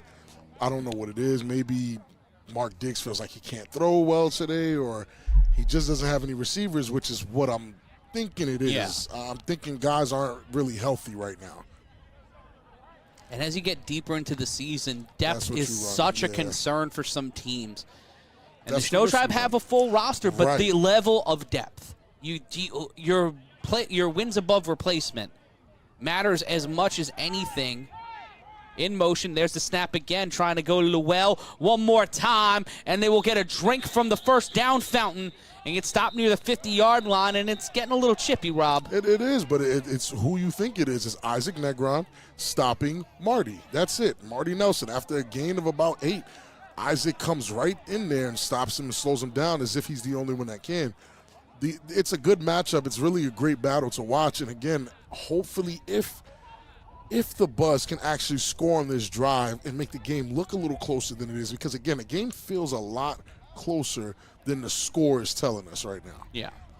It's a close and contentious game in theory, just not on the board. Not And on the in board. Vegas, it's 45-0. Lavish T about to get the ball back. That's on A7FL.TV. And Marcel Nelson using that lead blocker will get a solid gain. Won't get the first down though. Now I see that they're just going to him and going to him. I don't know. I don't really get the game plan here. Not really fully understanding what the game plan is here. At this point, I think it's just to get it on the board. Just try to see if you can lull that defense into a false sense of security. Catch him with a play action lacking. It Yeah. seems very. I don't know. I've seen more from the Buzz when they play the Animals. You know what I'm saying? So I'm kind of looking for that version of the DC Buzz. But injuries are a thing. They had Keon Charles in that game. We haven't seen Keon since the start of the game. And then tapping that well, getting the first down, brought down at the 40. My. McGee gets set flying. What was that? A tackle and a half. Wow. Nelson over 100 yards rushing today. Mark Diggs 4 for 5, 53 yards, 1 touchdown, 1 interception. Mark Been Diggs sacked 4 for once. 5? Yeah. Oh, wow. Mark Diggs is 4 for 5. 33-16 your score. Je suis Matt Ryan, avec Big Rob Fabian. There you see Big Poppy, number 16, with the football. The snap, the throw, caught, first down, and that's Momo on the catch. Yeah, Momo's been playing out of his mind today as well. Momo and Marty are really showing up where a lot of the guys we thought we were calling their names haven't really pulled up today. It's been close, it's been contentious, and it's a back and forth here. You really feel it. Like, you actually feel it, even from where we are. Like, I feel it. I feel the pressure for these guys, knowing that this could really be it. And it will be 1st and 10 for the DC Buzz. How much time is Mark Diggs getting in that pocket? Well, we'll try to get a count on that. 3 on the line. Man in motion, that's Dante Washington. Washington will get the ball off the handoff. We'll scream towards the sideline near the guardrail, and we'll get out of play near the 20.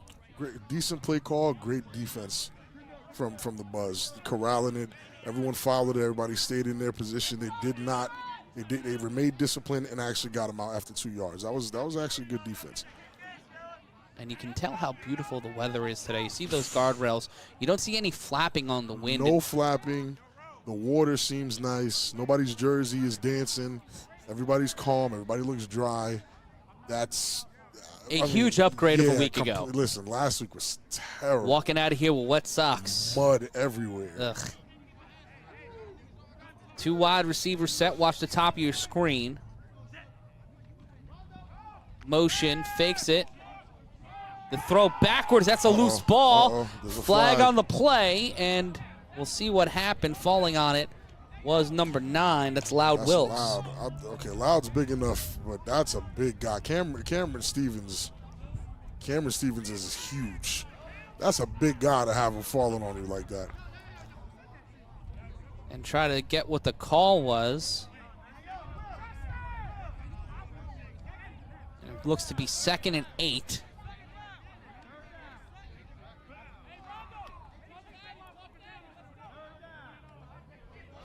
And hopefully we'll get an understanding from the officials what that was. Let me take a look inside the DC Buzz huddle. It'll be 3rd and 21.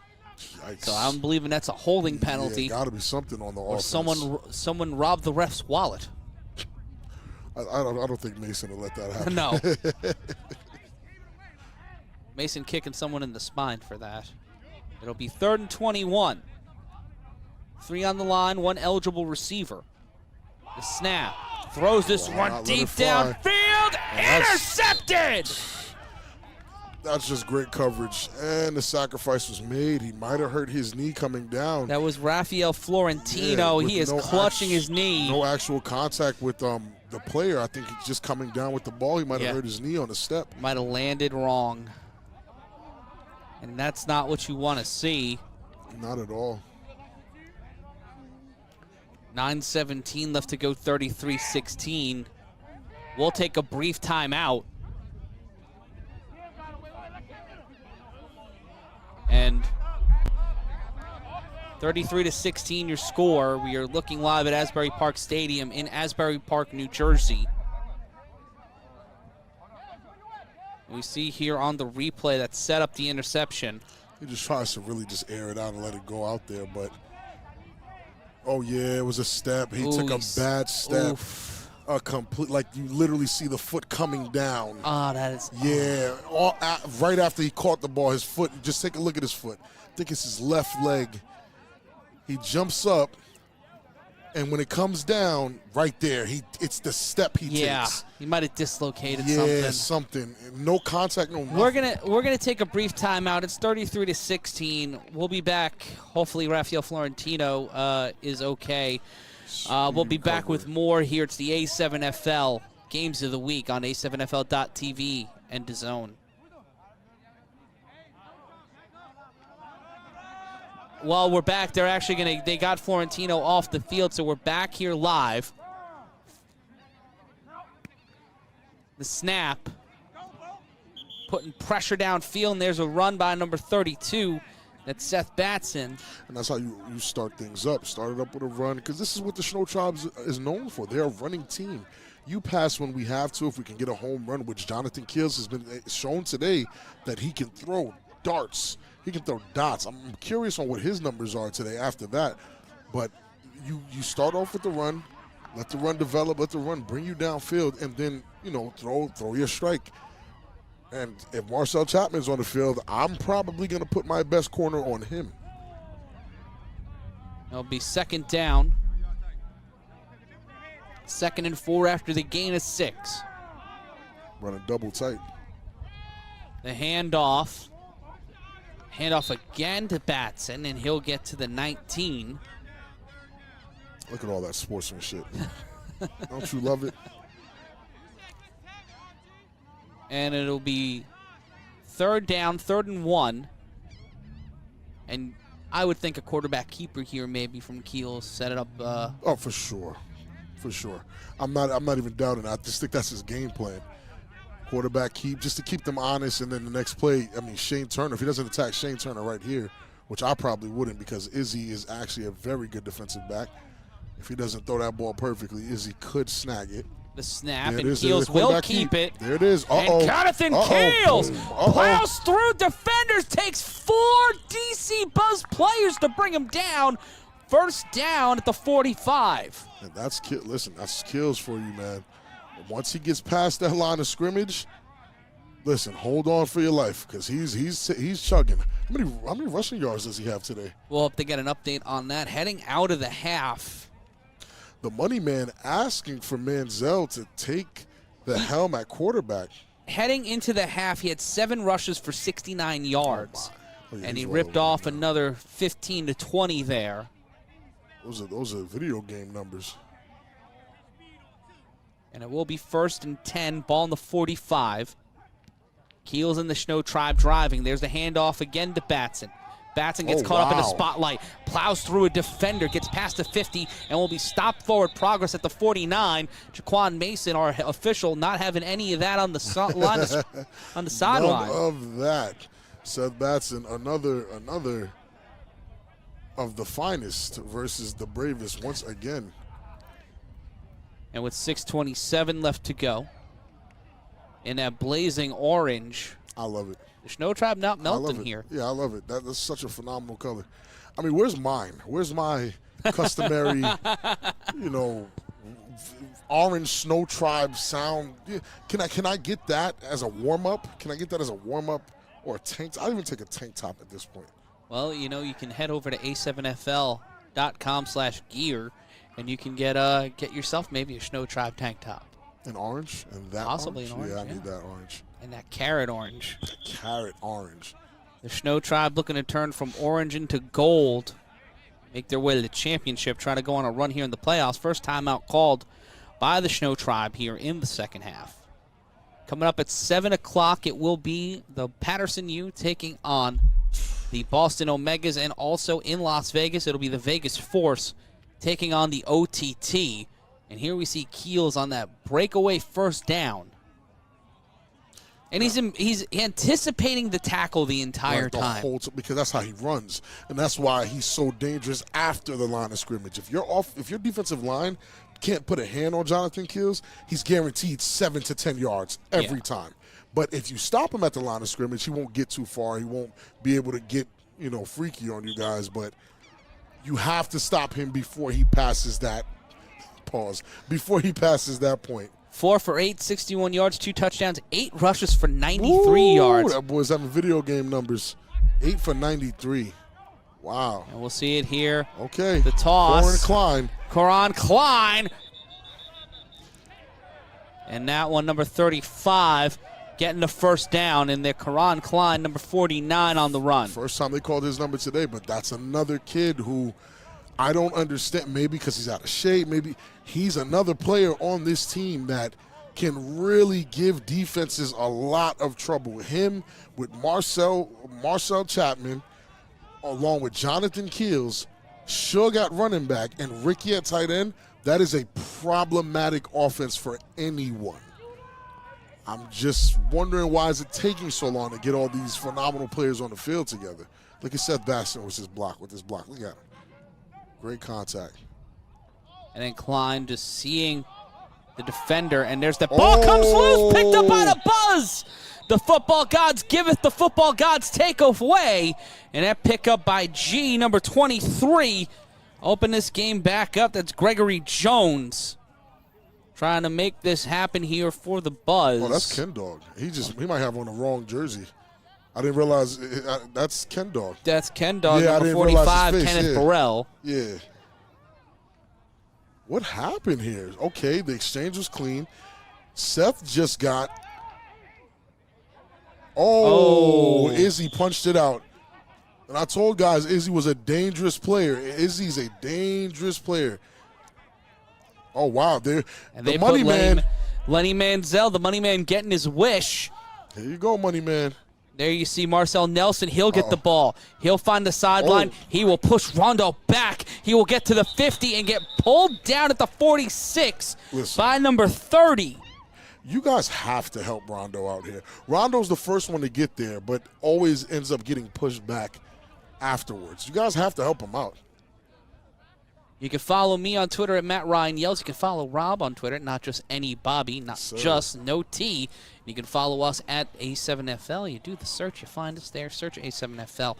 Be sure to like, comment, and subscribe if you're watching us on A7FL.tv so you know when we go live or drop new videos like the 3-on-1 podcast that drops every week. And Manzel looking to drop something back. Ball comes loose and picked right back up by the Shnow Tribe. That is a live ball, and that's an opportunity for Jug Devontae Reeves to make his way to the end zone. Touchdown, Rahway! Shnow Tribe's defense did not come to play around today. Wow. Pardon me, correction. I believe that was Nigel Hatcher. I was looking at the wrong number 5. Number 5. Nigel Hatcher. Nigel Hatcher. And that might not be his name. No. Who knows? How about now, money man? How about now?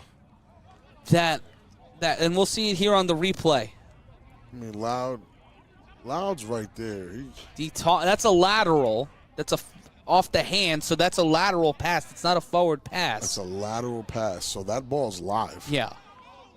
Oh, wow. And we'll see again that it's a scoring play technically, so it is reviewable. Let's take a look one more time. Loud is behind the line of scrimmage. He throws it behind him, and Loud loses it in front of him. One more time. The line of scrimmage is the 49-yard line. Okay. The 49-yard line is the line of scrimmage. Let's see. Loud. Let's see where he throws it. He's at the 51. Oh, yeah, that's 49, that's a behind the back lateral. Pardon me, the 45. But that's behind his back. Yeah. It's very close, though. Yeah, that's very close. That's harsh. But oh, man.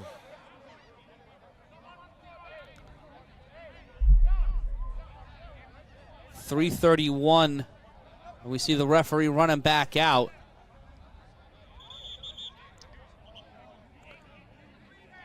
And they're calling it incomplete. Okay, that's a bailout. Very safe. That's very close. That was close. Lenny Manzel getting saved by the football gods there. Definitely don't envy the referees in their job. I'm not going to lie to you. That is very. Let's take a look at the yard line So it's the 49. The 49, he throws. So right there at the 49. Loud is at the 50. And catches it. Yeah. Yeah, it's on a vertical plane. It might looks, be. Yeah, it just. Because it's supposed to cross the 47, and it doesn't look like it crossed the 47. And Loud is the reason why it goes forward. Yeah.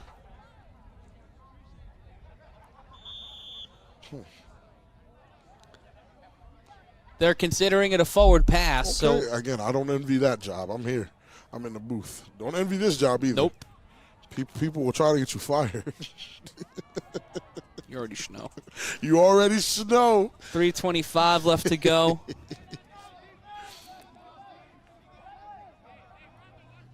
Mark Diggs with the second chance, and they pull Lenny right out.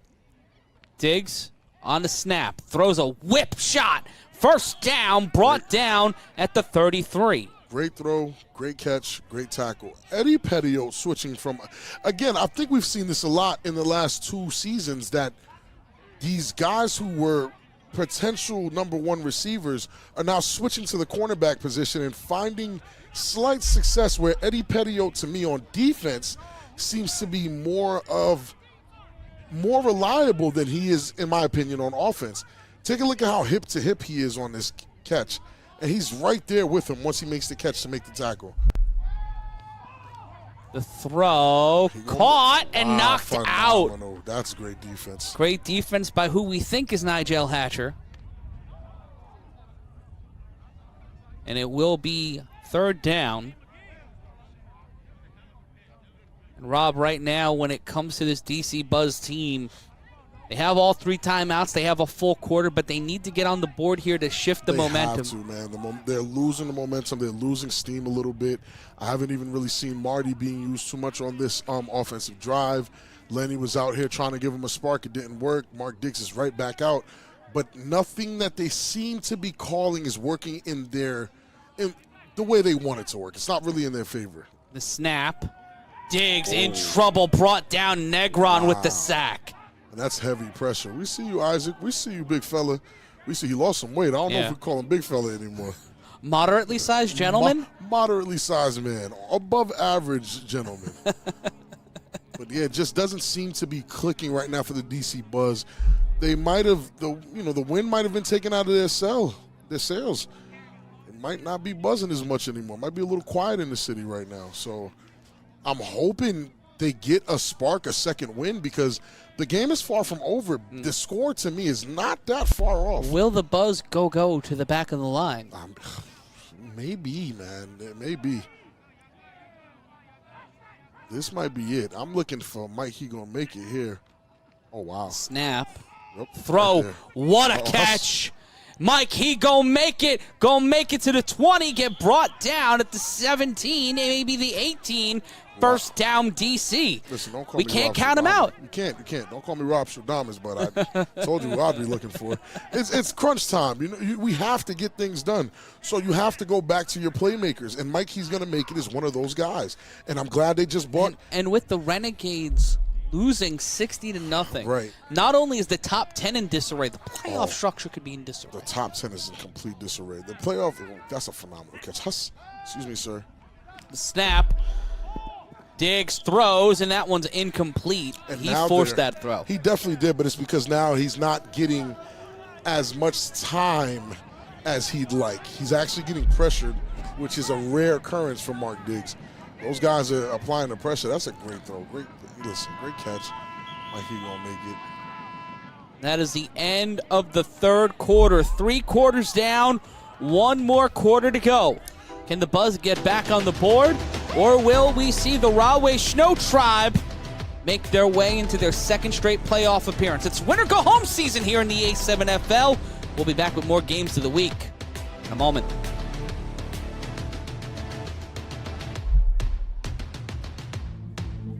Want news and information with the biggest names in the A7FL? Thank you. Want to hear more of Matt, Rob, and Corey? 1 minute. Well, subscribe to the A7FL 3-on-1 podcast.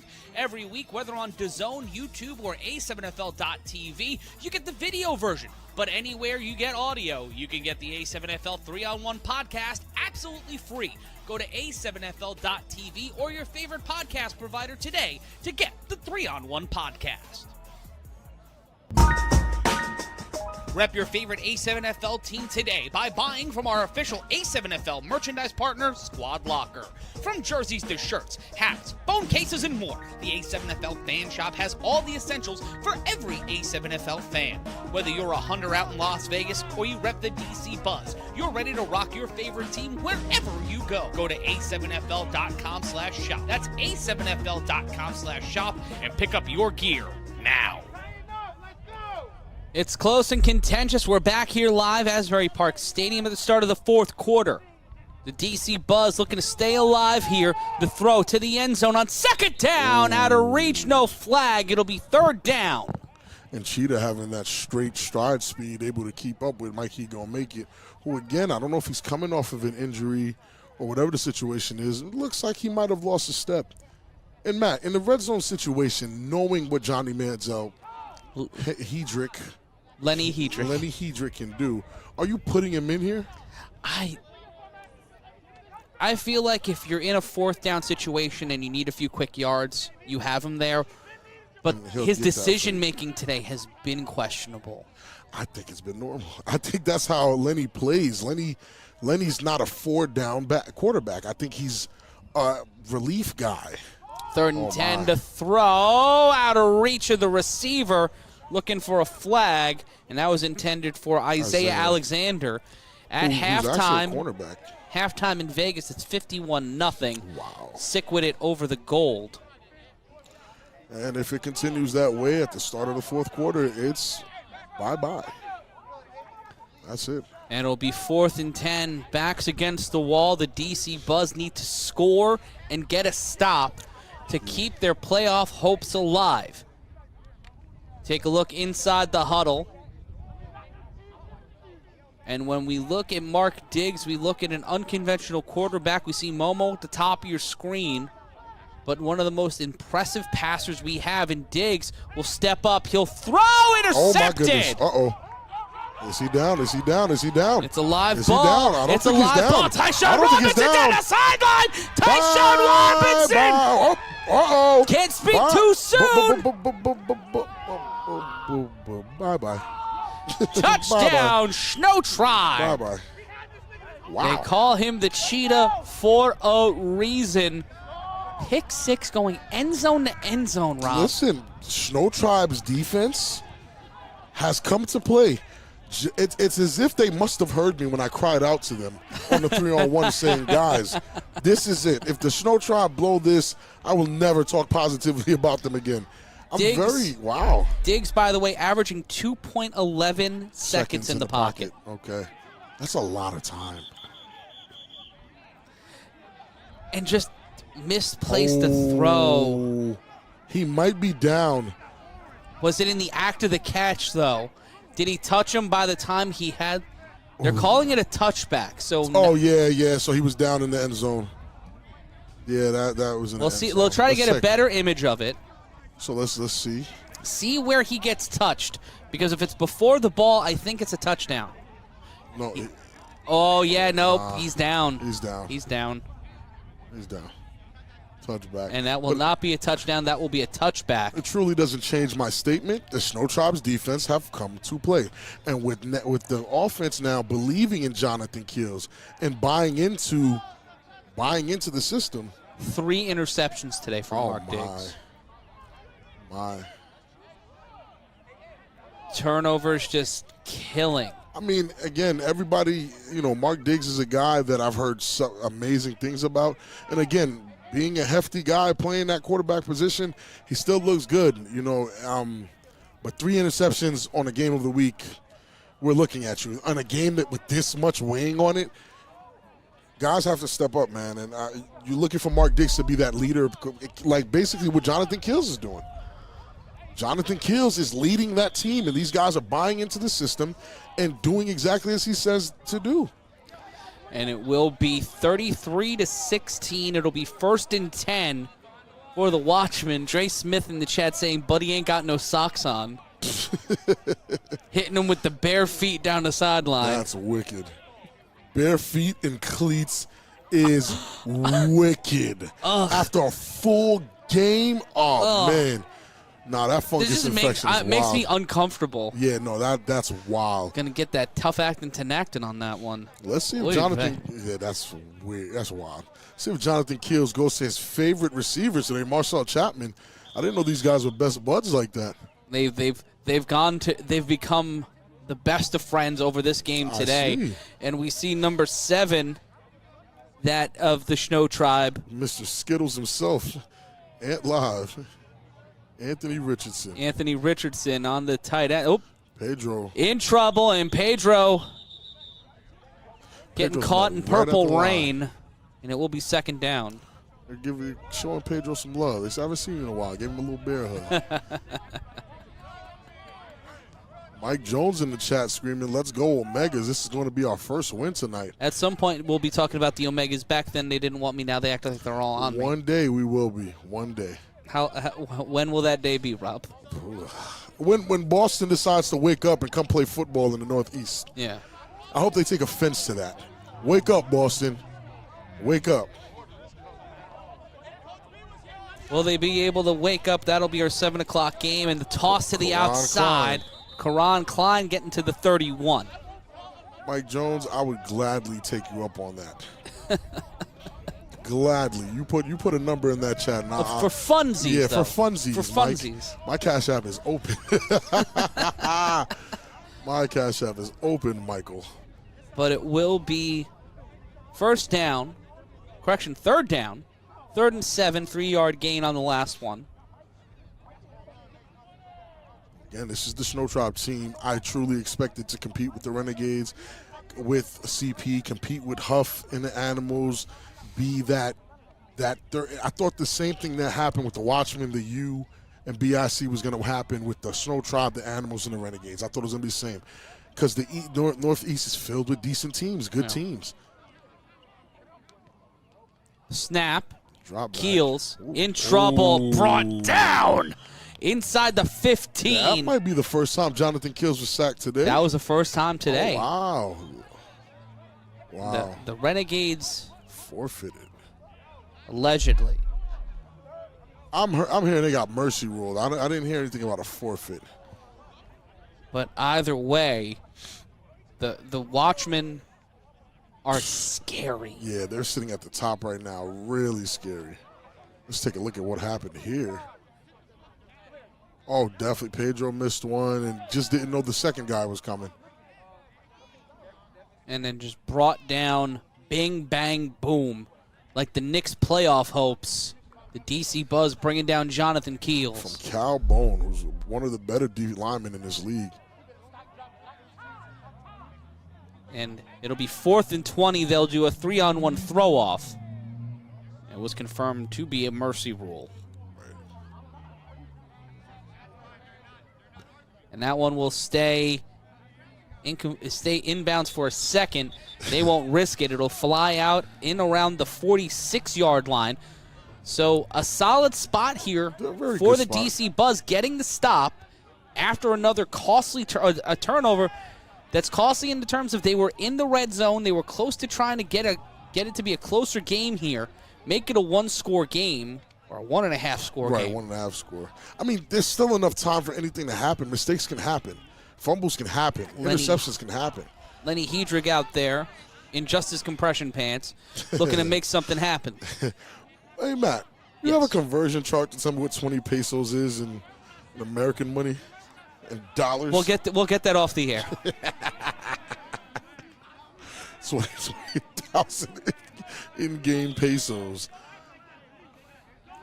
And again, the money man getting his wish where maybe Mark Diggs is tired. I mean, he was out there. He just threw an interception. I mean, even if I'm his teammates, I'm saying, hey, buddy, take a break.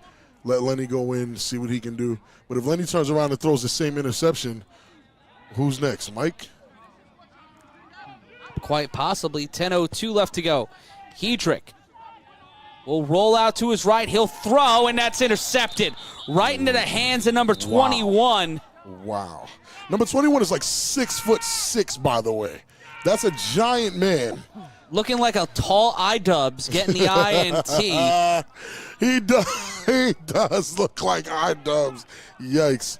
Sorry. Get Rob on the Creator Clash. Oh, I can't wait. Please. And we'll take a look at the replay here. Take a look at what just happened. This defense has come to play. And there was number 21 playing that hybrid linebacker position. At 6'6", it's pretty hard to throw over that guy. He catches it and steps. Oh, did he catch it out of bounds? Oh, I think that's what they're discussing here. He might have caught it out of bounds. See where the hash is. We'd have to get like the if we get the 50-yard view, we'll get a clearer catch of it. And according to Crown Me King, you'll get an answer to your question there, Rob. The throw. Oh no, he's in bounds. Oh, he's in bounds. That's he's an in interception. bounds. That's an Definitely interception. Yeah. Oh yeah, Mike Jones. I'm definitely down. Yeah. Cash out later, buddy. I mean, the money man's okay. He said, all right. Before I even asked the money man what he thought about that drive, he said, all right, I'm done. No, he didn't just throw another pick. Wow. And that's the fun part about doing our job here is we're able to build this community and this audience where you guys are watching the games along with us. Right. And whether or not you like us or not. Manzel, 2 interceptions, 2 of the 5. 2 of the 5, which means 5 in total today. Oh, my goodness. Here comes Suge. Suge makes me nervous. The snap, the handoff. Oh, my goodness. Did you see that spin move? The spin move, bro. The spin move into the truck stick. My goodness. Oh, is he a living game breaker? Oh, my goodness. Hey, Mike Jones, can we do a virtual handshake? For the Buzz. 5 interceptions for the Buzz today. 5 interceptions? Virtual handshake, Mike Jones. I want this guaranteed. I want this in writing. Let's take a look at this. Stiff arm. Unhand me, sir. Spin-a-rooney. Cram! Have a seat, sir. Oh, my goodness. R2. R2, wow. Oh, my goodness. Ish Kabibble. We Oh, see it there wow. off the run. Stiff arm. Oh, great block by Pedro. Excuse me, sir. Okay, you got me. Not you. Just you. The handoff again, and Oh, yeah. good Lord, Wow. the cheetah Yeah. Not at all. They said no. getting hunted Not by up a in couple of lions on the prowl there. Yeah. It'll be second down. Not up in here. And again, it's everybody thinks everybody thinks I'm hating because my tone of voice and I guess how aggressive it sounds sometimes. Let's take a look at this. Okay, yeah, that just wasn't working. That's just a great tackle. He was down. I'm not hating on Lenny when I say he's not a 4-down quarterback. It's just the honest to God truth. Lenny's there to be a relief on a 3rd down situation, a 4th down conversion situation. Championship points, Lenny's good at that. But Lenny's good for 1 or 2 explosive plays, and then you put your regular quarterback back in to even the tempo out. Lenny's good to get people out of the box a little bit.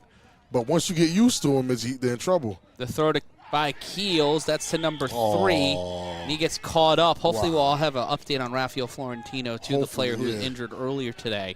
So that was definitely a 4th down. On 4th and 5. Keith is letting them know, not on my side, buddy.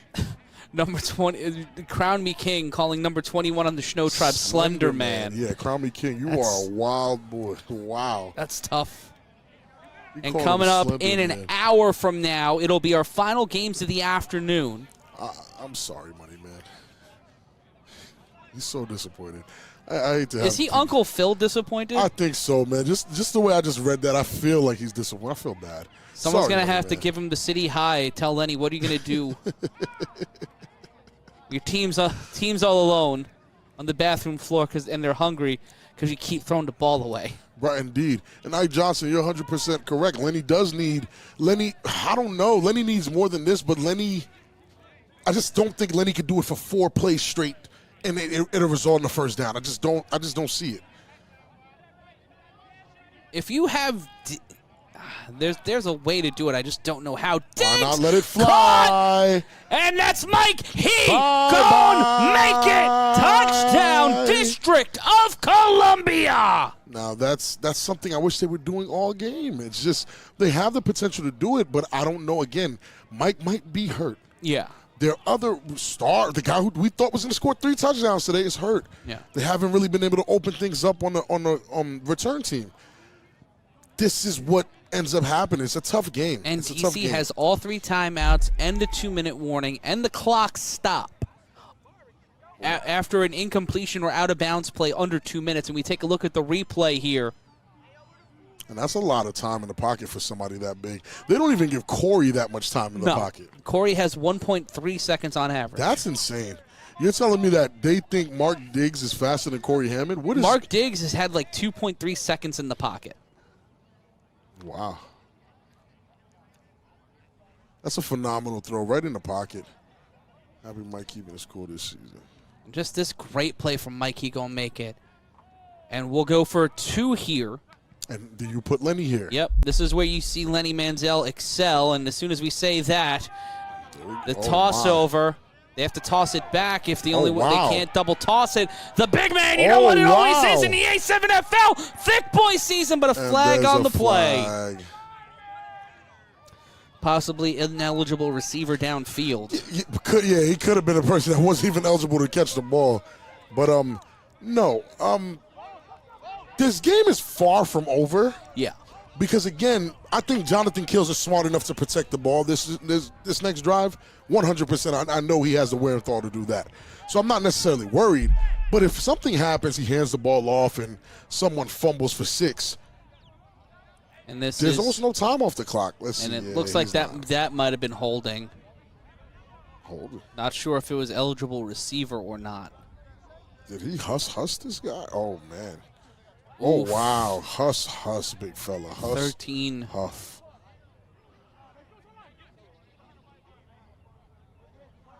And Lenny helping with the block. Cleaner block. Yeah, I don't think he was eligible. Waiting to see what the call is. Take a live scoring update in Vegas. They'll re-go after the penalty, and Manzel throws this one running to the sideline off the hand. Wow. Looking for a flag, no flag. And it is 65-0 in the third quarter for the Sick with it. 65 to what? 65-0, but coming up in just 3 weeks, it's the A7FL National Playoffs. We will be crowning our 9th national champion on July 23rd, but the path finds its way starting out here in Asbury Park for the Northeast playoffs. And here's how the playoffs look like right now heading into the wild card round. This is how we entered the day. The Patterson U playing the Rahway Shnow tribe, who are holding on to the 6th seed, need to win to stay alive and keep that 6th seed. Silk City remaining the 4th seed. And then we take a look in Ohio. It'll be a round-robin round. The Chaos will play the Crush, then the Heist will play the Volcanoes, and then they will alternate where the Crush will play the Heist and the Volcanoes will play the Chaos. The teams that come out the better on the other side of that will play for the A7FL Ohio Championships. Here's how we entered the day for the Western Conference. The Insomniacs taking on the Kryptonite, the Sickwood taking on the Force, the Aces in Los Angeles taking on the Hunters in LA, and the Santa Monica Vibe taking on the OTT. If the OTT hold on to the 5 seed, and that game also will be in Los Angeles, and here comes an opportunity. That's Eddie Petio? For Petio. And he will get through a defender, but will not get past Steven Momo Morales. Yeah, why is everybody running at Momo? Didn't they see his work already? I would have left Momo alone. The Snow Tribe are up 11 with Jonathan Keels again back at the helm. Again, smart enough to know. Smart enough to know. Marcel Bates letting us know he's going to treat Corey right today. Appreciate you, Mr. Bates. Don't hurt our friend. Appreciate you, brother. Peace be with you, buddy. I'm very proud of the Snow Tribe coming up today really showed up to play today. I'm very proud of these guys. Waiting for Shane Turner to give me those 2 touchdowns, though. The snap, and there's the handoff to Batson. Batson loses the ball, will pick it right back up, and gets dropped at the 50. That came out like that? Or that was... I thought it was the ball. Man. I'm not going to lie. I think it was a ski cap. Ooh. Ike Johnson, whose roster are you on? Can we get a... I believe he's saying the Watchman. He's on the Watchman? Watch this. Well, if he's saying the championship. Right. Oh, wow. Yeah, we're one to make assumptions. Yeah. Oh, it's definitely his rag that got hit. Yeah, but because the rag is white, so is the ball. It just floated out. Someone shiesty got shiced. They're at the 50-yard line. Keels has been having a solid game today. Phenomenal. It's probably his best career game, honestly. In terms of just being a person who's managing the clock and managing this team. Passing a lot of scrimmage. He didn't make it. He did not. He gets dropped down behind the line of scrimmage. He's going to be put down around the 48 or 47. It's almost a guaranteed thing. If one of those linemen gets a hand on Keels, they'll stop him. Yeah. But the moment he gets past that point when a defensive lineman can't touch him, actually, that was a game of 2 on that play. It's guaranteed 10+. It'll be 3rd and 2.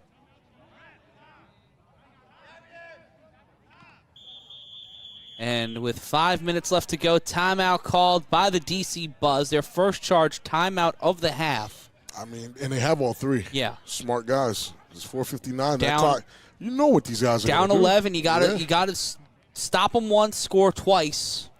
You know what these guys are going to do. And this DC Buzz defense have not been able to do what other teams have done and get pressure on Jonathan Keels. And that's probably because Jonathan Keels and company have finally figured it out. They finally figured out what Snow Tribe football is. And luckily for them, it's not too late. It's not. And this is the game that you needed to figure it out by. And them playing the Renegades in 3 weeks, that wild card round is going to be very interesting. Yeah, I'm excited. A lot of rematches, a lot of potential rematches, a lot of sauce to hand out. This is going to be a good one. And it'll be interesting how we end the season and how those top two seeds end up sussing out. Oh, yeah, the top 2 seeds this week is going to be insane.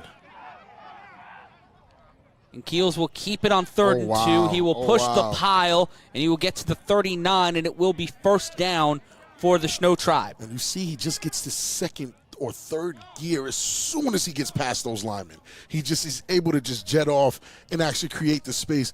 Maybe he won't get that touchdown, but I think at this point, Jonathan Keels on the rush is averaging about 9 to 10 yards a carry. It's about trying to facilitate yards, burn the clock. Right. And in Vegas, we have a final Siquidit 73, Gold nothing. So the Siquidit continuing to add to one of the highest scoring offenses in the A7FL. Well, I know they'll be happy about their top 10 spot this week. It'll be interesting to see, especially how this week ends up. The cut inside by Keels. Oh! My goodness! Oh, my goodness! Number 5, Devontae Reeves. Have a seat, got young man. emptied out in the streets. It'll be fun. And look at that smile. See the look on his face? Oh, yeah. Woke him up. That's how you say it, too. Jonathan Keels with a breakout game. Letting people know his name like Rick James in 04. Past the line of scrimmage. Cram! Have a seat, little man. Nothing half-baked about that run. First down, Shnow Tribe. Tell you, that's a very dangerous guy past that line of scrimmage. Because he's built like a wide receiver. He really is, and he's a lot stronger than he looks, too. Look, here it comes, here it comes. And he runs so compactly. He doesn't run loose. He doesn't run wild. He runs with intention. And there's the handoff to Batson. Batson will bounce off of one defender. He will try to make something of it and gain about a yard. Went vertically about 15, but went laterally, laterally and then 15, and vertically like 1 or 2. I'm not smart. I'm not a smart man, but I know how to say words, and that's kind of why I have the job. Also, I won an essay contest, for those wondering. Yeah, I won. Well, I didn't win. I got 2nd place in a storytelling contest in 2nd grade, and I never forgot. I even remember the kid who beat me. Oh, and that burns inside you forever. Oh, doesn't it? I'll never forget that. That's probably my I got first most loss. likely to be, in high school, most likely to become president. I felt like that was a rib. Really? But I shared that with somebody, and I was just like, I don't trust this. Matt in politics. That's a terrible idea. Yeah, I don't know. I'm one of those. Just hire me for security, Matt. We'll be all right. We'll be fine. Gonna have to do that. We're in Vegas. Right. Heard it gets chippy in Vegas. Hide behind you, Corey, and Kenny. Perfect. If Kenny's out there. Kenny will be out there. Kenny will be out there no matter what. Yeah? Yeah, I think so. Well, there's also going to be a big tournament that weekend, too. Oh, wow. Cash money on the line. Hey, maybe make the trip. The snap. Marcel Chapman back Chapman now in at quarterback. Up by 12, under 3 minutes to go. Chapman. Boom! Great block by Seth. Oh, my goodness. Give him one reason to stay here. Oh, my and he'll goodness. turn right back around. Marcel Chapman getting in a fast car and getting the first down. And that's what I'm saying. It's like now that they figured out their identity, everybody seems cool. Everybody seems like they're friends. The team feels like they're playing with each other. Pause. It's working. Look at that great block by Seth. Like, they believe in the system now. Whoever designed this offense, great job. Great block by Seth. Batson put everything in it. Oh, my goodness. Keith, get in the gym. Oh, no. Is that Keith? He put a hand on Keith. Keith had him dead to rights. I don't expect Keith to lay the hit stick now. Just grab him or something. Get in the way. Push past the pile. Kills right back in. Hustle. Slip slide. And there he is past that line of Touchdown. scrimmage. What a day Jonathan Kills is having. There it is. Yeah. Don't say anything to me. As soon as he sees the broadcast camera, come on. Oh, my goodness. Well, I better get a new one today and a different smelling one. Yeah. If y'all going to keep broadcasting the Zuna. South Zuna, I need another one. I need another 2. We need one for everybody on the production team and their mamas. Let's make it happen. Yeah, let's make it happen. And we'll take a look at the replay. Jonathan Keels, 5 for 9, goodness. 64 yards. Rushed. He's 10 for averaging 115. He's averaging 11 and a half yards a rush. Yeah, Jonathan Keels is a different monster on the rush. Take a look at this. Just easy, compact run. Look, you see the protection Yeah, of the ball. Unhand me. He said, come on. Looking for the camera. I am Superman. Superman.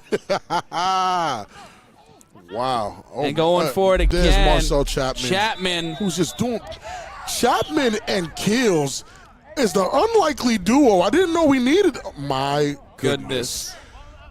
Running to the wrong camera. Good. My man's running to the wrong camera. 39 to 22. Okay.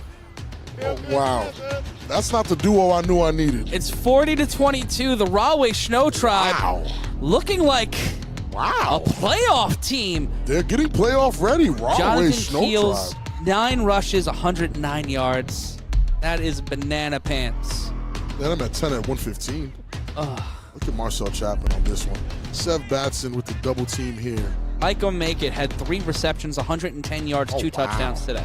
Take a look at Seth. Take a look at Seth setting him up. Boom! Keep your head on the swivel. Keith Salmon had him lined up, and no. RTC you later. Oh, my. I see what you did there, Matt. I see what you did there. The money man in the chat saying, Shnow Tribe better pray they don't see the U in the wild card round. Easy one and done. They'll disagree with you. They feel like the U game was a game that, this is their opinion, this is what they told me, the U game is a game they thought that they very much had a chance of winning. Yeah. And now with the 3-on-1 throw-off, I'm Matt Ryan, joined alongside Big Rob Fabian. LA 54 to 32, Aces leading the vibe, a more contentious game. As we see number 13, Mike He gon' make it, get to the 25-yard line. Yeah, Mike's definitely missing a step. Maybe that's why we haven't seen him, most of this season. Right now, the Shnow Tribe are playing the Animals. Yeah, right now. In that hypothetical, no, the Shnow Tribe are playing the U, pardon me. Okay. The Animals are playing the Renegades. Are we 2 in a rematches. Yeah, 2 rematches. Oh, wow. Would we be surprised if the lower seed team wins any of those games? I'm not going to lie to you. I would be very surprised if the Shnow Tribe beat the U. It's not even that. I'm actually expecting it to be maybe a closer game than last time. Marcel Chapman, 5 rushes today, 2 touchdowns, 86 yards. Oh, yeah, Marcel's going crazy. I didn't know I needed Marcel and Keels. I didn't know that. I definitely didn't know that. A7FL Fantasy is going to be so interesting. The money man, here you go, money man. Manzel gets a toss over to Momo. Momo down the sideline. Momo going down the sideline. Welcome to the District of Columbia. Going down the Northeast corridor. Touchdown, DC Buzz. Wow. Momo with the wheels. What in the world? And he's not at Momo. I would have walked out of this room and walked back and been out of breath. Momo just did all of that and didn't break a sweat. What a play. Oh, wow. That might be play of the day. We had a could Stone be. Cold Stunner. Oh, wow. We yeah, had some. Great. We've yet to have a 3-on-1 return. No, none today. And take a look off the block, and somehow Lenny's always good at these. 28 to 40 is your score, and we see here on the replay, great block. The DC Buzz are not giving up. Oh, my goodness. They know what's at stake. Momo. They know what's on the line. Wow. Number 20 chasing him Unhand down. me, sir. Wow. Hit him with the nah fam. Way to keep your speed, Momo. Wow. It has been one hell of an afternoon. Look at the burners. Bang. Look Just at the setting that up. burners. Oh, wow, Momo.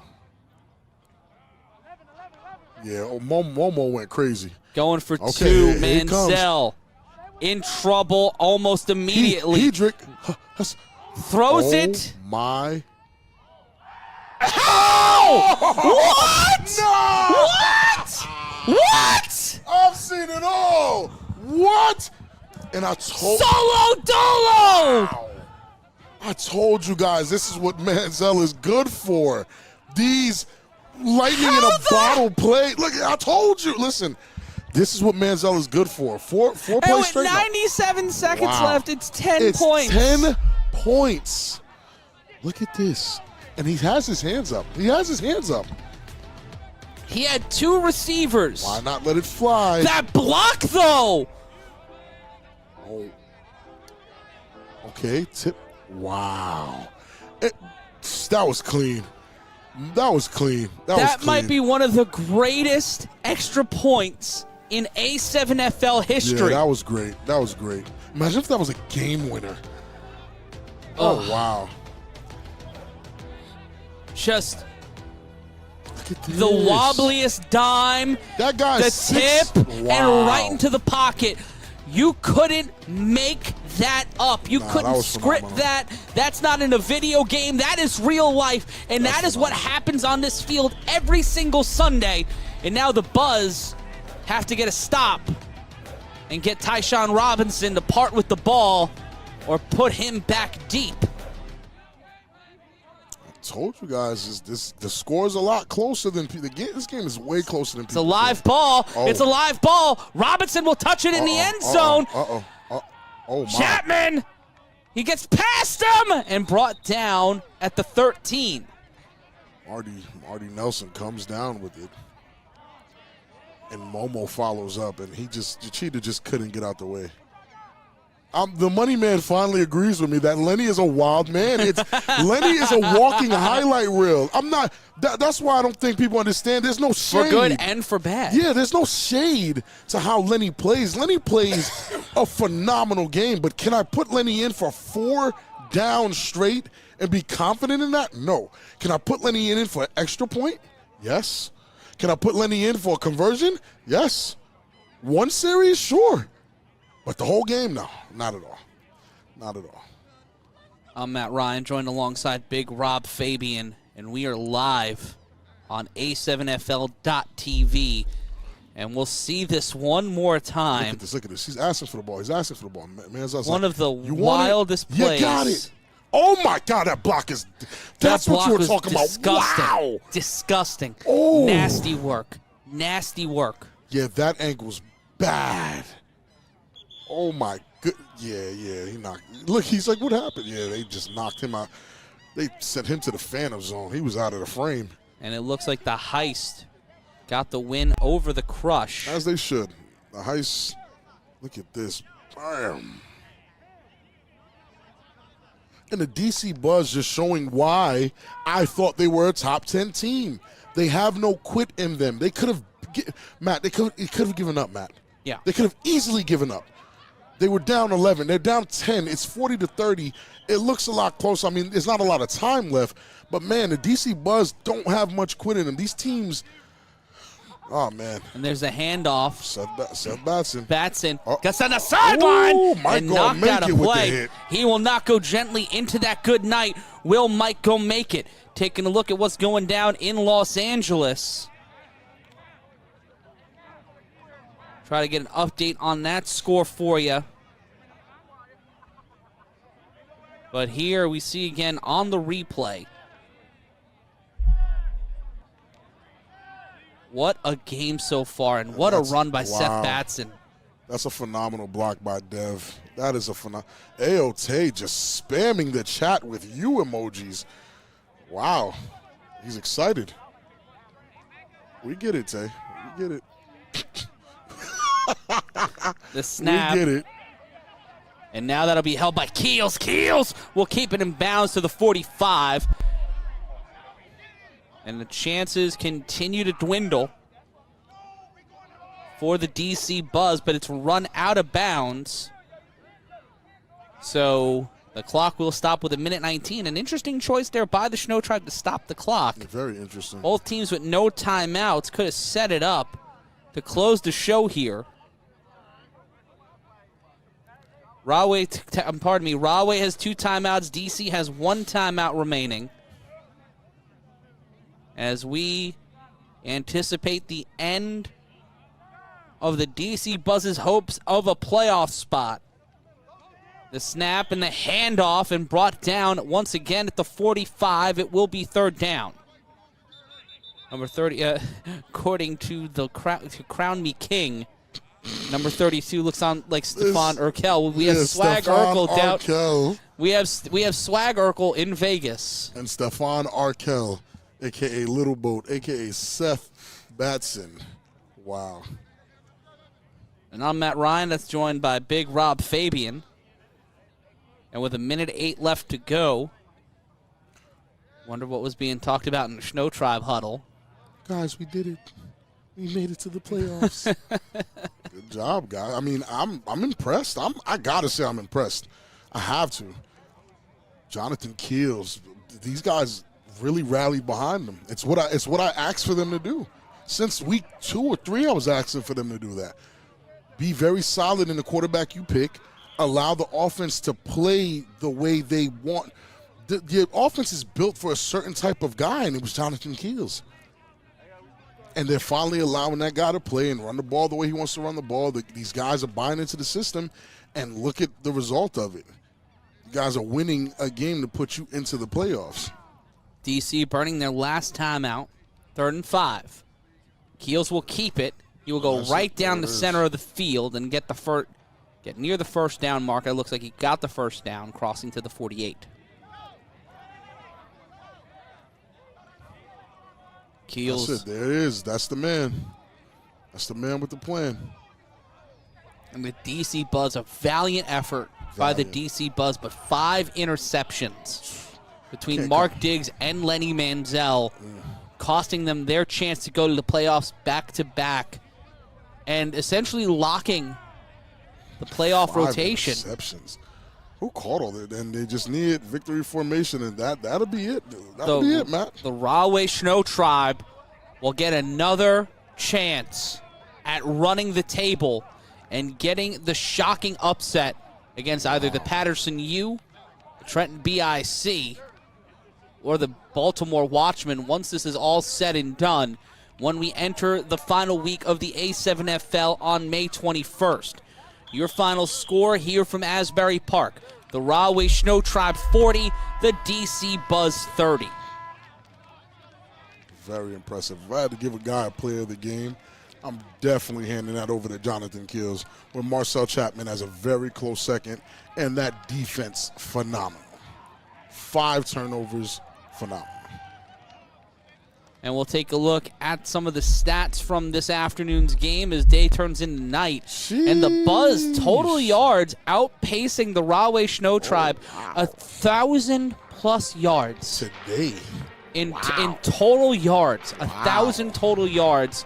The Rahway Shnow Tribe rushing for over 300 yards. 305 rushing yards from the Rahway Shnow Tribe. Yeah. Wow. But an impressive day on either side of the ball. But those turnovers end up being 6 turnovers on the day. Yeah, that's tough. That's tough to come back from that. As only one team outside of the state of New Jersey will enter the Northeast playoffs. The New Jersey teams have a 1-in-5 shot of making it to the Eastern Conference Final, while a 1-in-7 shot. You're right. But we'll take a look at some highlights. So that's it. This locks it up. It is now official that the Rahway Shnow Tribe have locked up the 6th seed, and everyone else there's only one outside of Jersey team, which is the Baltimore Watchmen. Congratulations to them.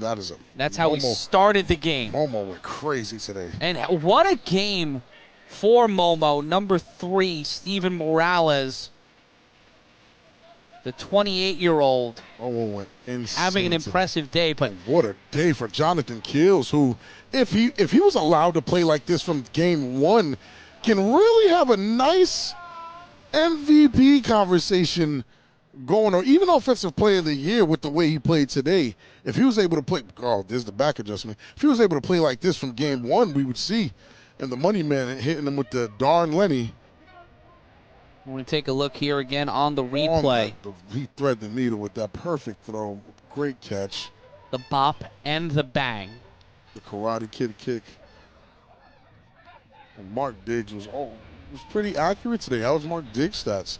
He was pretty accurate today, but outside of the 3 interceptions. Momo rushed 5 times, 100 yards, 1 touchdown, Nice. and 1 2-point conversion. Almost And that man there, Mike, he gonna make it, had himself an afternoon.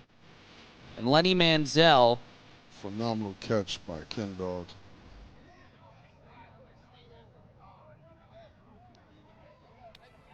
And 6 turnovers, that's it. That's always going to cost you.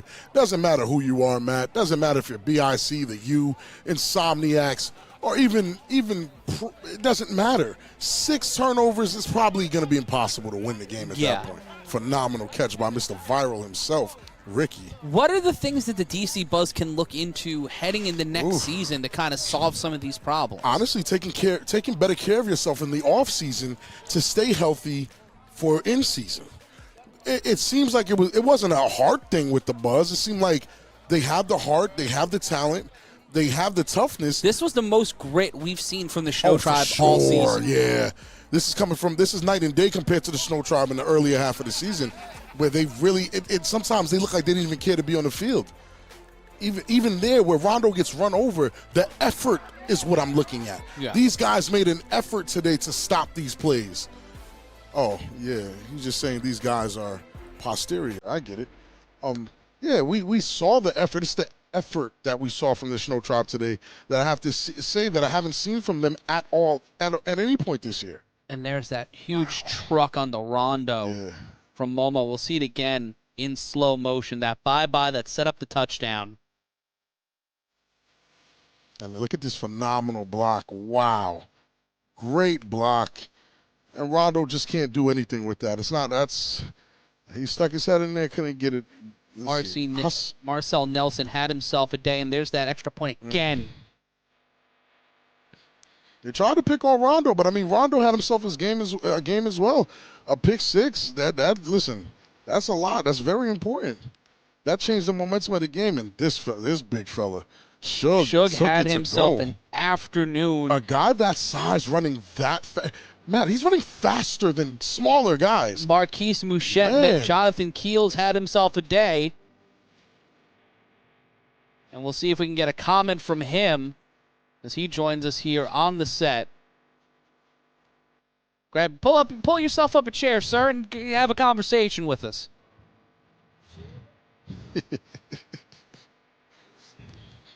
And Jonathan Keels joining us here on headset.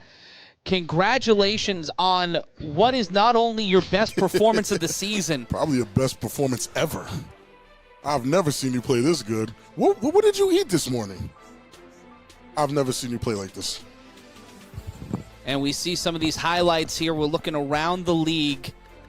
A big afternoon, and the Shnow Tribe punching their ticket. And way to track the ball. Marcel. What did you guys do different today? Quite honestly, this game was a big one for us this week, man. My motto all week this week was beat the Buzz. So, I just preached that to my guys, man, and we really went out there and we played a complete game, honestly. Like, from top to bottom, defense and offense, even the special teams. Indeed. We knew how DC Buzz can get up the field real fast. They got 2 speedsters on the outside. They also do the 3-on-1, so we knew we was going to have to contain all of that speed and these quick dump-offs. This is another thing we harped on the defensive side. But on the offensive side, man, it was just business as usual. Run the ball, get upfield, take what the defense is giving us, and don't overthink it. So, did you feel like your team trusted you more this week than any other week to take control like you did today? Yeah, this week really felt like everything was, I want to say on me, but it was just me. So we didn't have to worry about another quarterback coming in or and anybody. You see your really stats today, John. 5 for 9, 64 yards, 2 touchdowns. But 2 touchdowns rushing, 124 yards off of 12 carries. rushes. Those are video game numbers. So I don't know what to tell y'all for real. Shout out to my offensive line, man. I know they get a lot of flack. They've been getting a lot of flack this year. I've been hearing y'all on the 3-on-1 podcast talking about them not blocking for me. But man, shout out those guys. They really got up the field. They really put a hand on somebody. And was the issue just learning how to gel and team together? You were thrown at the start of the season. There was a lot of competition for that position in season. Did it take you guys time to gel and learn the roles and responsibilities to set you not only you up for success behind the pocket, but also just to give this team an identity? I think that's the real key, what you just said, like an identity. We didn't have one after week 1 because we kind of switched the offense up after week 1. And then you see a bunch of different quarterbacks come in and a bunch of different looks on the offense. And I think what you're going to see out of Shnow Tribe from this week going forward is that same offense that you've seen. just running a lot more smoother, man. Getting and executing. It doesn't really matter what type of plays you run as long as you can execute them. And we're getting to the point where now we can execute our offense way better than we did in the beginning of the season. You got one more game coming up 14 days from now. You guys get a week off next week. And then if things hold firm, if they stay where they are, right now you're playing the Patterson U in the first round of the playoffs. How do you feel about that rematch? I actually like that rematch. I feel like I feel like we had a good game versus the U week 1. Like I said, I feel like we got caught into the, well, try this person, try that person. Now that we're on par with just saying, okay, this is how we're going to do our offense. This is the guy. These are the guys. I feel like we're a way better matchup now to them than we were week 1. And when you take a look at what adjustments you're going to need to make in the next 14 days, what are the things that you were seeing on the sideline that give you a little more enthusiasm? Not only the win today, but it felt like there was a lot more cohesion, a lot more teammates, a lot more brotherhood, and a lot more just driving human beings into other human beings. But what's that been like, and what is it like to play with this collection of talent? Because one of the things we talked about heading into the season was the players like having Isaac Negron, having Marcel on your team. Like, you have a list of players on your team that are actually very good. What was it today that you connected with Marcel for how many touchdowns today? 2? Yeah, 2 touchdowns today. Thanks. It's about time, but why did it take so long? And are you happy that it's finally clicking at the right time, right before playoffs? I'm extremely happy me and Marcel was able to get over whatever it was that we were going through earlier in the season. I think it's just more so when you got 2 highly talented players like that on the same team, everyone's going to want the ball, especially when you got somebody like Marcel who, as you can see, when it's in his catch radius, it's a catch. When you got somebody like that and he's not getting the ball, the frustration is going to climb. That makes sense. But it's just about just putting everybody in the right spot and getting the time to get him the ball. So now we're finally finding plays and movements to be able to give me the time to get him to get downfield for us to get him the ball. And you are playing a team with its own unique quarterback conundrum with Mark Diggs and Lenny Hedrick, a.k.a. Lenny Manzel.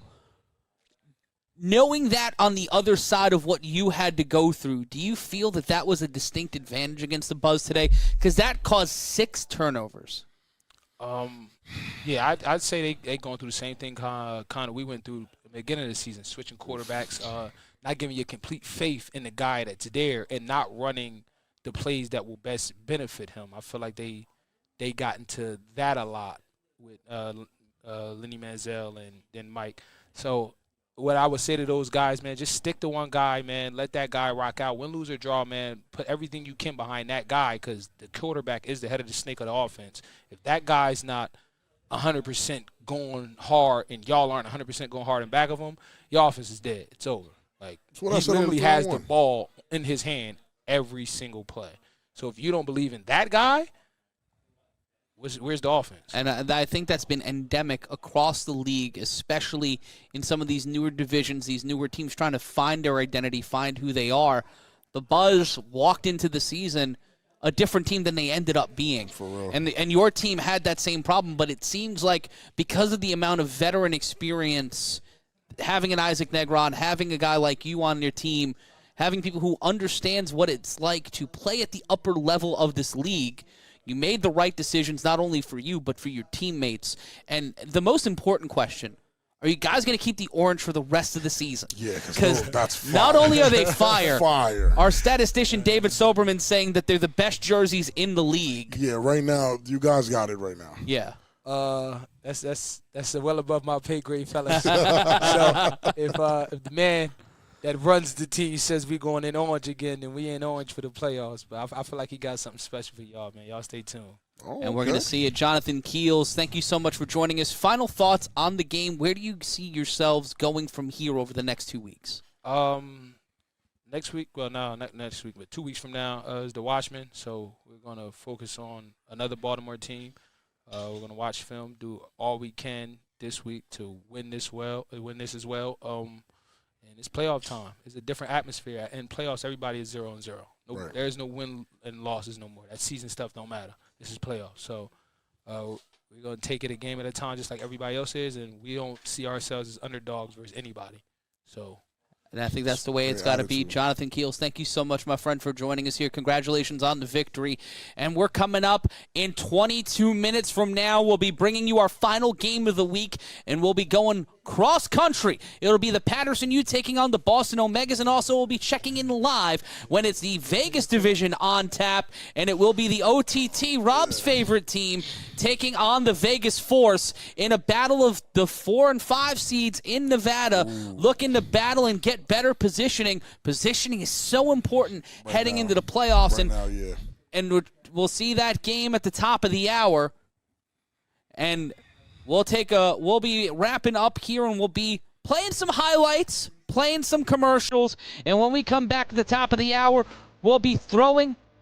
There's going to be another stream. If you go to YouTube right now, you type in the A7FL, go there. At the top of the hour, we'll be bringing you the U and the Omegas, the Force taking on the OTT. We're going cross-coastal, baby. It's the A7FL. It's the games of the week. We'll see you at the top of the hour. Get yourself a snack. We'll see your asses at 7 p.m. Eastern right here.